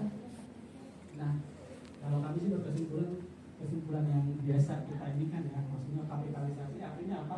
Dari 1,9 triliun yang masuk ke pembelian tanaman yang belum menghasilkan dan masih siap dalam TBM, semuanya harus dikapitalisasi sampai tanaman ini nanti menjadi tanaman menghasilkan. Sedangkan di PT PSA juga kan membayar bunga pinjaman itu untuk bunga yang dia dapat sebesar persentase yang kita anggap tadi dia bisa mendapat bunga boleh dibebankan di laporan metodologi, tapi sisanya yang sudah masuk ke dalam saham tadi kita udah bahas ya, kalau masuk ke saham itu tidak boleh dibebankan, harus dikapitalisasi. Itu sudah ada undang-undang kita yang mengatur. Artinya yang ada pengembaliannya dalam bentuk bunga boleh dibebankan karena ada penghasilan dalam bentuk bunga yang juga masuk dalam PPh pasal 529. Tetapi ketika sebagian dimasukkan dalam bentuk saham PT KBN, maka untuk persentase yang masuk dalam bentuk saham tidak boleh menjadi bagian dari beban di laporan metodologi, tetapi menjadi bagian dari kapitalisasi nilai saham seperti itu. Sekali lagi yang memang menjadi masalah kita adalah kapitalisasi saham ini. Begitu historical saham itu nanti kita saham jadi jual seperti. Tapi memang di aturan kita sudah jelas disebutkan untuk pembelian saham betulnya kapitalisasi. Jadi di sini ada kapitalisasi Bapak Ibu, kapitalisasi PT PSA untuk saham dari KBN, kapitalisasi PT KBN untuk pembelian tanaman belum menghasilkan seperti itu. Bisa dipahami ya Bapak Ibu dan teman-teman sekalian. Oke, lanjut. Tanaman belum menghasilkan. Oh ini tanaman menghasilkan. Oh ya, tanaman belum menghasilkan. Nah ini bisa juga kita LPU ya. Mungkin bisa kita sambungkan juga di LPU. Walaupun nanti bisa jadi itu di aset dalam penyelesaian kadang wajib pajak menyajikan ya. Tapi paling tidak coba kita sambungkan. Ini contohnya itu contoh sederhana aja Bapak Ibu. Sebelumnya Mas, bukan sebelumnya. Nah, kalau kita lihat kan si wajib pajak bilang tahun 2024 itu saya sudah punya tanaman belum menghasilkan seluas 137 berapa hektar gitu kan ya. Ternyata kalau kita lihat di tahun 2024 adanya tanaman menghasilkan saja yang disajikan oleh wajib pajak. Itu perlu kita klarifikasi ke wajib pajak yang dilaporkan di LPU itu nilainya berapa dan ternyata tersaji di laporan posisi keuangan bagian catatan ini sebenarnya adanya di mana kita tahu. Dan itu juga kita pengen tahu jumlahnya berapa. Atau mungkin coba kita hitung sementara untuk untuk nilai investasi 137 hektar dengan nilai kondisi umur 1 tahun itu kira-kira wajib pajak itu soalnya mengeluarkan berapa sih? Mungkin itu bisa disandingkan dengan aset-aset yang bertambah di tahun yang bersangkutan. Oke, lanjut. Ini tanaman menghasilkan. Nanti tadi kita dari tanaman belum menghasilkan, kita coba lihat tanaman menghasilkan. Kalau tanaman menghasilkan kan ada beberapa sumber ya. Kita tiba-tiba mencatat tanaman menghasilkan, mungkin memang si wajib pajak itu membeli aset berupa tanaman yang sudah menghasilkan, ya kan?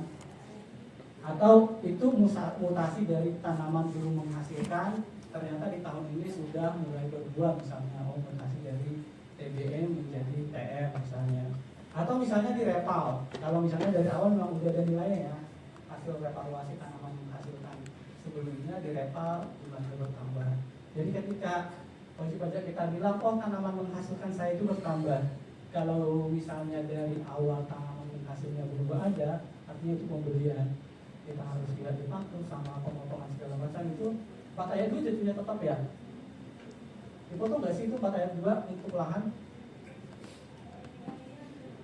Kira-kira nanti takutnya saya salah lagi. Penjualan lahan dipotong atau enggak?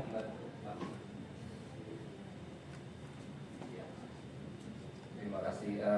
Nama saya Hairul Aswin dari KPU Ketapang Singkawang. Kebetulan kemarin juga pernah di KPU Ketapang menjang perkebunan ya. Di sana lumayan banyak, ada yang tadi karena kapalnya, ada yang grupnya Sampurna. Jadi kebanyakan memang harusnya itu bentuk kontraknya kan HGU ya, guna usaha yang diberikan dari Pemkapnya ya.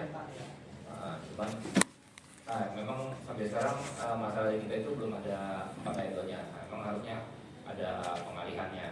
Tapi nggak dipotong 4 ayat 2 ya? Iya, itu yang sekarang juga di pemerintah kabupaten dan kotanya di Singkawang juga lagi mengusahakan itu saat ini. Selama ini ya memang belum dilakukan eksekusi untuk yang 4 ayat 2-nya. Iya, mungkin seperti itu. Terima kasih Mas. Nah itu tadi, saya juga tadi agak ragu itu dipotong 4 ayat 2, makanya saya tanyakan ke ini. Nah, TN kan kalau misalnya tadi kalau misalnya ternyata TBM-nya belum tidak ada, berarti kan pembelian ya. Nanti mungkin, tapi kalau di faktur mungkin nanti akan muncul ya. Pasti akan muncul ya. Itu tinggal dilihat aja. Sama mungkin di laporan arus kas pembelian aset berupa tanaman yang menghasilkan. Atau misalnya itu mutasi dari TBM kita harus lihat dari TN. Sekarang umur 4 tahun ya. 4 tahun sudah mulai TM. 4 tahun sih. Jadi tinggal lihat aja ada nggak TBM kita itu yang sudah TBM wajib pajak ya, dan TBM wajib pajak itu yang sudah dicatat di laporan keuangan 3 tahun berturut-turut, artinya itu yang termutasi ke menghasilkan seperti itu. Atau revaluasi, jadi ketika wajib pajak melakukan revaluasi tinggal dilihat aja, ini revaluasi ini dari tanaman menghasilkan di pembeli nilainya sama si entitas. Tinggal kita lihat reval ini dilakukan reval komersial apa tidak. Kalau dilakukan reval fiskal apa tidak. Kalau misalnya tidak direval secara fiskal, itu tadi yang sampai angka itu masuk di satu KSP undang-undang kita. Kalau hanya secara komersial ya sudah. Sama nanti ketika direval dan dijual kembali, Bapak Ibu dan teman-teman sekalian, kalau wajib pajak reval aset kita, nah ketika menjual itu menjadi PR bagi kita juga untuk menghitung biaya yang seharusnya ayamnya ya, enggak kandangnya, sama ayamnya, ayamnya enggak ya, ayam enggak ya, itu kan telur, bisa ya, asap biologis telur. Lanjut lagi Mas, ini tanaman tadi nggak terlalu dihitungin, tapi kok kandangnya bisa, tidak melihat bahwa wajib pajak itu sebelumnya itu kandangnya bisa. Itu kan sebenarnya lebih ke kayak kayu aja ya. Iya. Menurut kayaknya enggak. Kayak enggak. Tadi lupa ini. Kalau secara luas gede ya, soalnya luas banget. Jadi secara karena itu ada dua bangunan kemungkinan yang paling memungkinkan ya. memenuhi definisi bangunan. Ya itu. Ini direval. Ini kan sebenarnya jadi memungkinkan kan. Karena memang ada aset awal yang tanaman menghasilkan. Bisa jadi sebenarnya 112 ini terevaluasi oleh wajib pajak menimbulkan angka baru 115. Atau memang wajib pajak itu memang membeli aset berupa tanaman yang sudah menghasilkan. Kalau misalnya melihat kondisi ini ya. Kalau mutasi dari TBM sangat tidak mungkin ya, karena plat dari TBM itu kan cuma 464 malah nggak ada ya, malah baru muncul sih tanaman belum menghasilkannya. Artinya dari awal dia belum punya tanaman hasil, tapi sangat tidak mungkin itu adalah mutasi dari tanaman belum dihasilkan ke tanaman menghasilkan. Jadi kemungkinan barang ini muncul wajib pajak membeli aset berupa tanaman menghasilkan atau si wajib pajak melakukan evaluasi atas aset tanaman menghasilkan. Tinggal nanti dilihat itu. Kalau ini kan masuk ya ke lampiran 1A ya posisinya, tinggal kita lihat. Kalau itu level berarti artinya wajib pajak membayar biaya sebelum evaluasi itu berupa keprihatinan 10%-nya. Atau kalau tidak, wajib pajak itu nanti coba kita lihat di bagian pembelian arus kas dan faktur pajak segala macam, apakah angka ini selisih tadi itu memang ada di laporan arus kas dan di dokumen seperti faktur pajak seperti itu. Oke, lanjut. Sama satu lagi yang perlu kita perhatikan itu masalah di PSAK 69 tentang rugi atau kerugian atau keuntungan aset biologis. Kalau misalnya di PSAK 69 atau PSAK kita yang baru, aset biologis itu hanya merujuk ke buah segar yang belum dipanen ya sebenarnya. Jadi aset biologis ini muncul ketika si pohon sawit itu sudah mulai berbuah dan buahnya itu sudah ada nilainya. Disitulah si wajib pajak memunculkan PSAK 69 berupa rugi atau laba yang timbul dari munculnya aset biologis seperti itu. Nanti itu akan dihitung ulang setiap tahun. Bisa saja nilai itu naik atau berkurang. Kalau nilainya tambah berarti wajib pajak nanti akan mengakui laba. Tapi ketika nanti nilai itu berkurang dari saldo tahun sebelumnya, maka wajib pajak nanti akan mengakui adanya kerugian dari aset biologis tadi seperti itu. Dan itu biasanya ada contoh, ada penghitungannya, kira-kira kuantitasnya itu berapa, nanti kira-kira harganya per kilogram itu kalau dihitung berapa, mungkin sudah ada nilai pasarnya ya. Dan disitulah nanti mereka akan hitung sebenarnya nilai wajar aset biologisnya itu berapa. Tapi yang pasti ketika pertama kali memunculkan si aset biologis, pasti dia akan mengakui laba yang timbul atas munculnya aset biologis. Nanti di tahun selanjutnya baru dia mengakui laba atau rugi karena adanya perubahan nilai ataupun kuantitas dari aset biologis tadi seperti itu. Oke, lanjut. Nah, ini contohnya kayaknya sama laba rugi. Ini kayaknya warnanya sama lagi kayak ini. Nah, sama ini yang agak sedikit meragukan di kita sebenarnya. Bukan meragukan sih, perlu diteliti lebih lagi masalah kalau saya sih baru pertama ya, jadi masih agak kurang familiar dengan penggunaan aset dan buah segar yang sudah dipanen ini. Jadi kalau kita baca di laporan keuangan wajib pajak itu kan, kalau kita baca industri ya, industri biasa misalnya persediaan itu kan selalu ada tuh barang dibeli berapa, terus dipakai berapa, tersedia berapa, nanti ada bentuknya misalnya masih bahan baku berapa, nanti penurunan nilainya seperti apa. Kalau di sini kan ternyata di bagian barang-barang yang wajib pajak ini yang berupa misalnya PKS itu ada barangnya itu berupa persediaan agriculture yang sudah dipanen. Ada nggak Bapak Ibu bisa bantu kita masalah si produk agriculture yang sudah dipanen ini?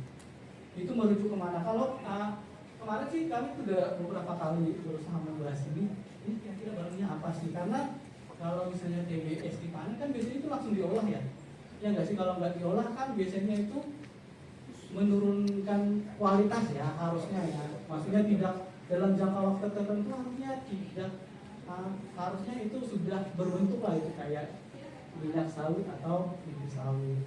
Cuman di situ itu perlu sih mungkin pendalaman bagi kita tentang aset-aset yang dia bilang itu persediaan agriculture yang dipanen ini sebenarnya rujukannya kemana? Karena kalau di sini kan kita tidak bisa melihat tuh. Dia hanya bilang persediaan agriculture yang dipanen itu merujuk ke minyak sawit sama inti sawit. Maksudnya itu kalau sudah masuk minyak sawit atau inti sawit, kenapa dia masih memberikan bahasa bahwa itu adalah produk agriculture yang sudah dipanen? Kenapa tidak melihat langsung, oh persediaan saya secara nilai ya segini nilainya gitu loh. Artinya ini kan persediaannya dia tuh, persediaan yang memang benar-benar persediaan barang dagang itu kan minyak sawit, inti sawit. persediaan untuk kebutuhan operasional kan itu ada suku cadang, pupuk dan bahan kimia. Kan tinggal yang ini aja dihitung, jangan dinilai dari produk agriculture-nya, tetapi dihitung dari minyak sawit sama inti sawitnya. Karena dia bisa menghitung sendiri Bapak Ibu produk agriculture yang dinilai secara wajar itu berapa. Tapi ini tidak merujuk pada nilai minyak sawit atau inti sawit. Berarti dia sebenarnya bisa menilai sendiri produk agriculture-nya itu, artinya tandan buah sawit yang belum terproses itu berapa nilainya dan penurunan nilainya berapa. Dan itu tidak tersaji di akun persediaannya gitu, tapi tersaji di bagian penurunan nilai.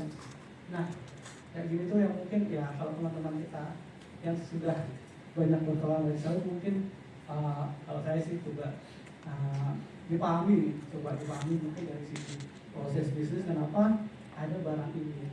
Karena ada contoh yang lebih parah lagi, coba Mas, si wajib pajak kita itu melakukan persediaan penyesuaian fiskal atas si persediaan itu tadi, terutama untuk barang-barang yang ini ya, TBS barang yang sudah dipanen, tapi dia jual barang ini tidak ada penurunan nilainya, tapi dilakukan penyesuaian fiskal positif negatif gitu.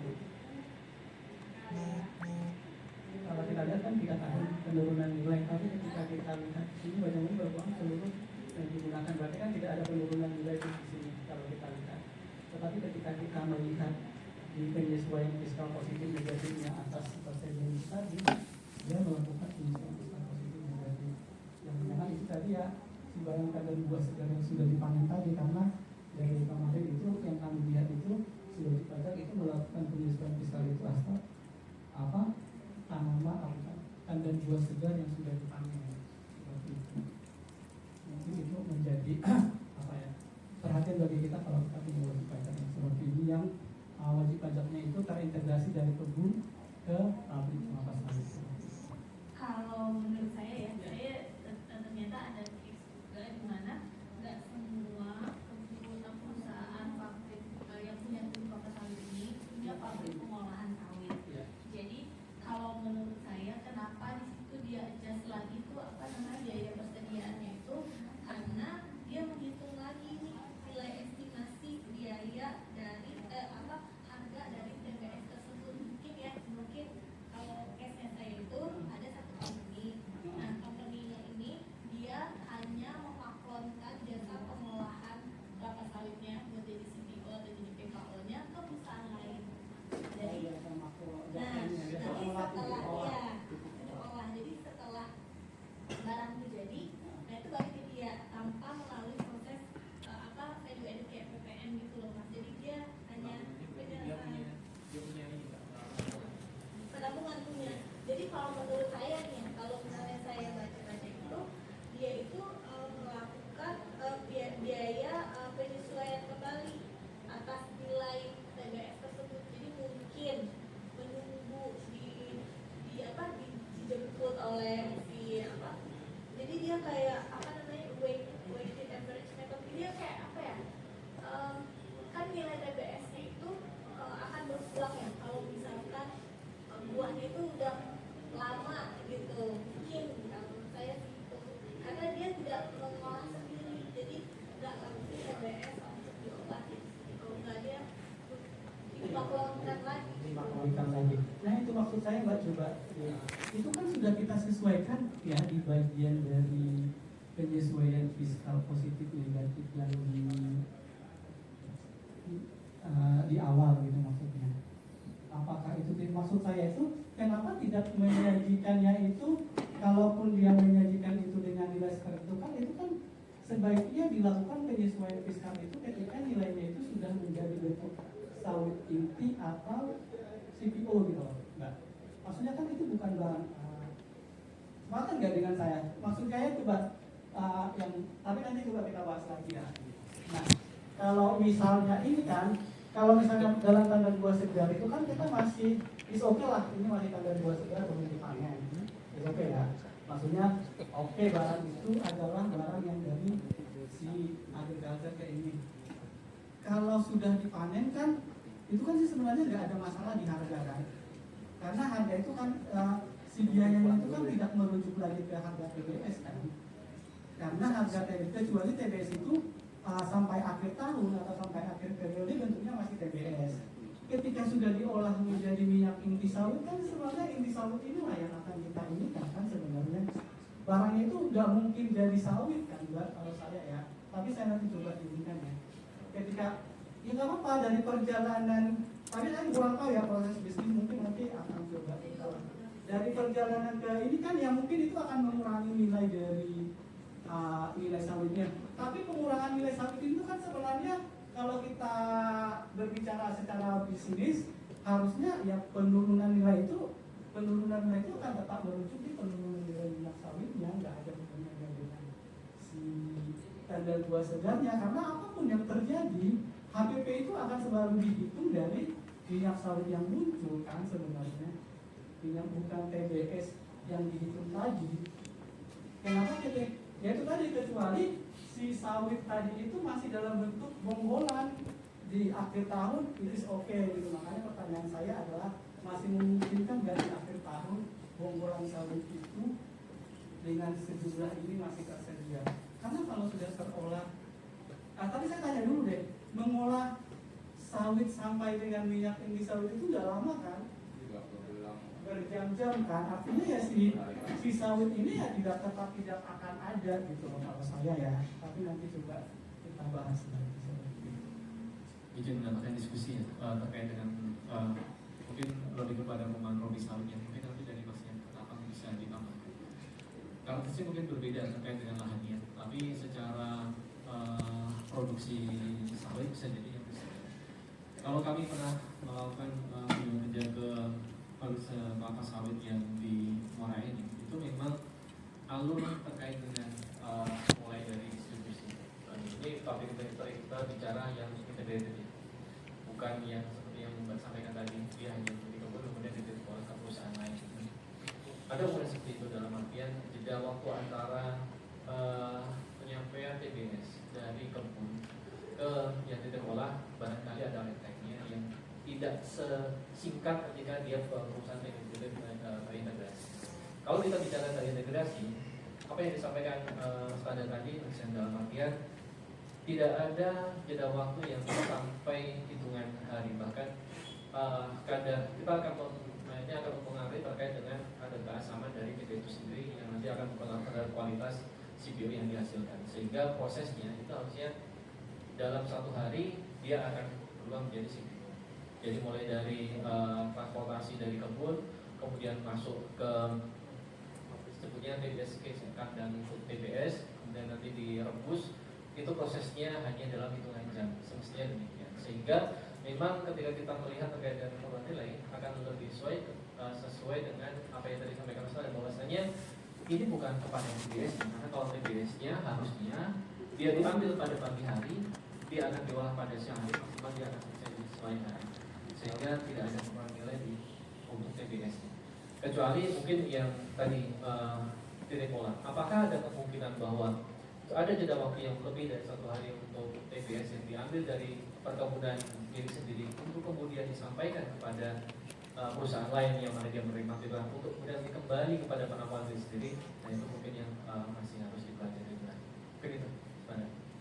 Terima kasih Mas Riza. Dan kalaupun itu tetap nggak tersaji, kalau saran saya sih wajib pajak memisahkan saja di sini di persediaan TBS yang sudah dipanen. Jadi biar kita tahu TBS yang sudah dipanen, nanti perubahan TBS yang sudah dipanen itulah yang kita ikat untuk menghitung si penyesuaian fiskal ini. Karena kita kan bingung nih, penyesuaian fiskal ini kita mau melakukan penyesuaiannya itu ke angka yang mana. Kalau yang sebelumnya coba Mas Rizky, kalau yang sebelumnya itu kan ini kan kita bisa tahu, oh penyesuaian fiskalnya itu 6 ini dari mana? Dari 13 kurang 7, ya lu dapat 6 penyesuaian fiskal, karena tahun ini kamu mengakui penghasilan sebesar 6, ada penambahan dari 7 ke 13 ada 6, berapa itu yang kamu akui penghasilan, dan itu masuk di penghasilan laba rugi dan dilakukan penyesuaian fiskal positif negatif. Tapi kalau yang ini coba jadi Mas, tapi kalau yang si produk agriculture ini panen ini kita benar-benar tidak tahu angka itu dari mana, karena memang tadi itu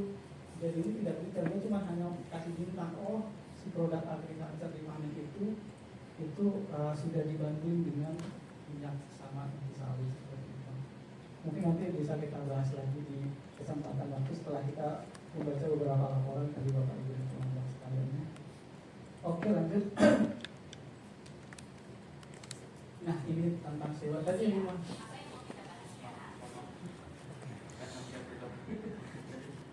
Ada yang mau ditanya Bapak Ibu atau berkomentar sebelum kita pindah ke leasing? Bapak Ibu, kita mau pindah ke sewa. Kita buat jam berapa ini? Oh, breaknya kan jam 15.15, tapi ini kan masih 6 menit lagi. Atau mungkin kita break, karena ini kan pindah materi ya, materi sewa ya. Maksudnya kita break dan kemudian nanti full bahas materi sewa. Bagaimana? Ya, break dulu. Coba Mas, kita berapa materi lagi sebelum ke liabilitas? Judulnya aja.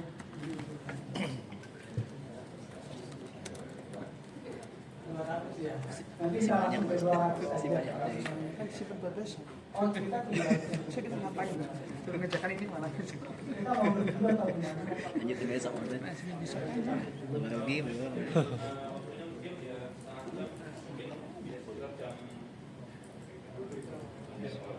Ya 15.45 lah. Jadi nanti jam 15.45 kita sudah publik sudah selesai sekolah masa ya. Jadi situ aja.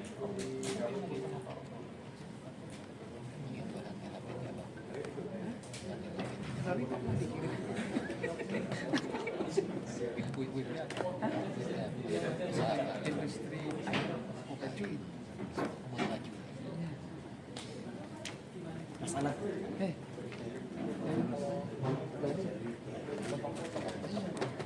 Kita bantu kemarin. Iya. Anak adek siapa panggilannya? Gobel. Tadi Pak Dani ketemu juga. Iya.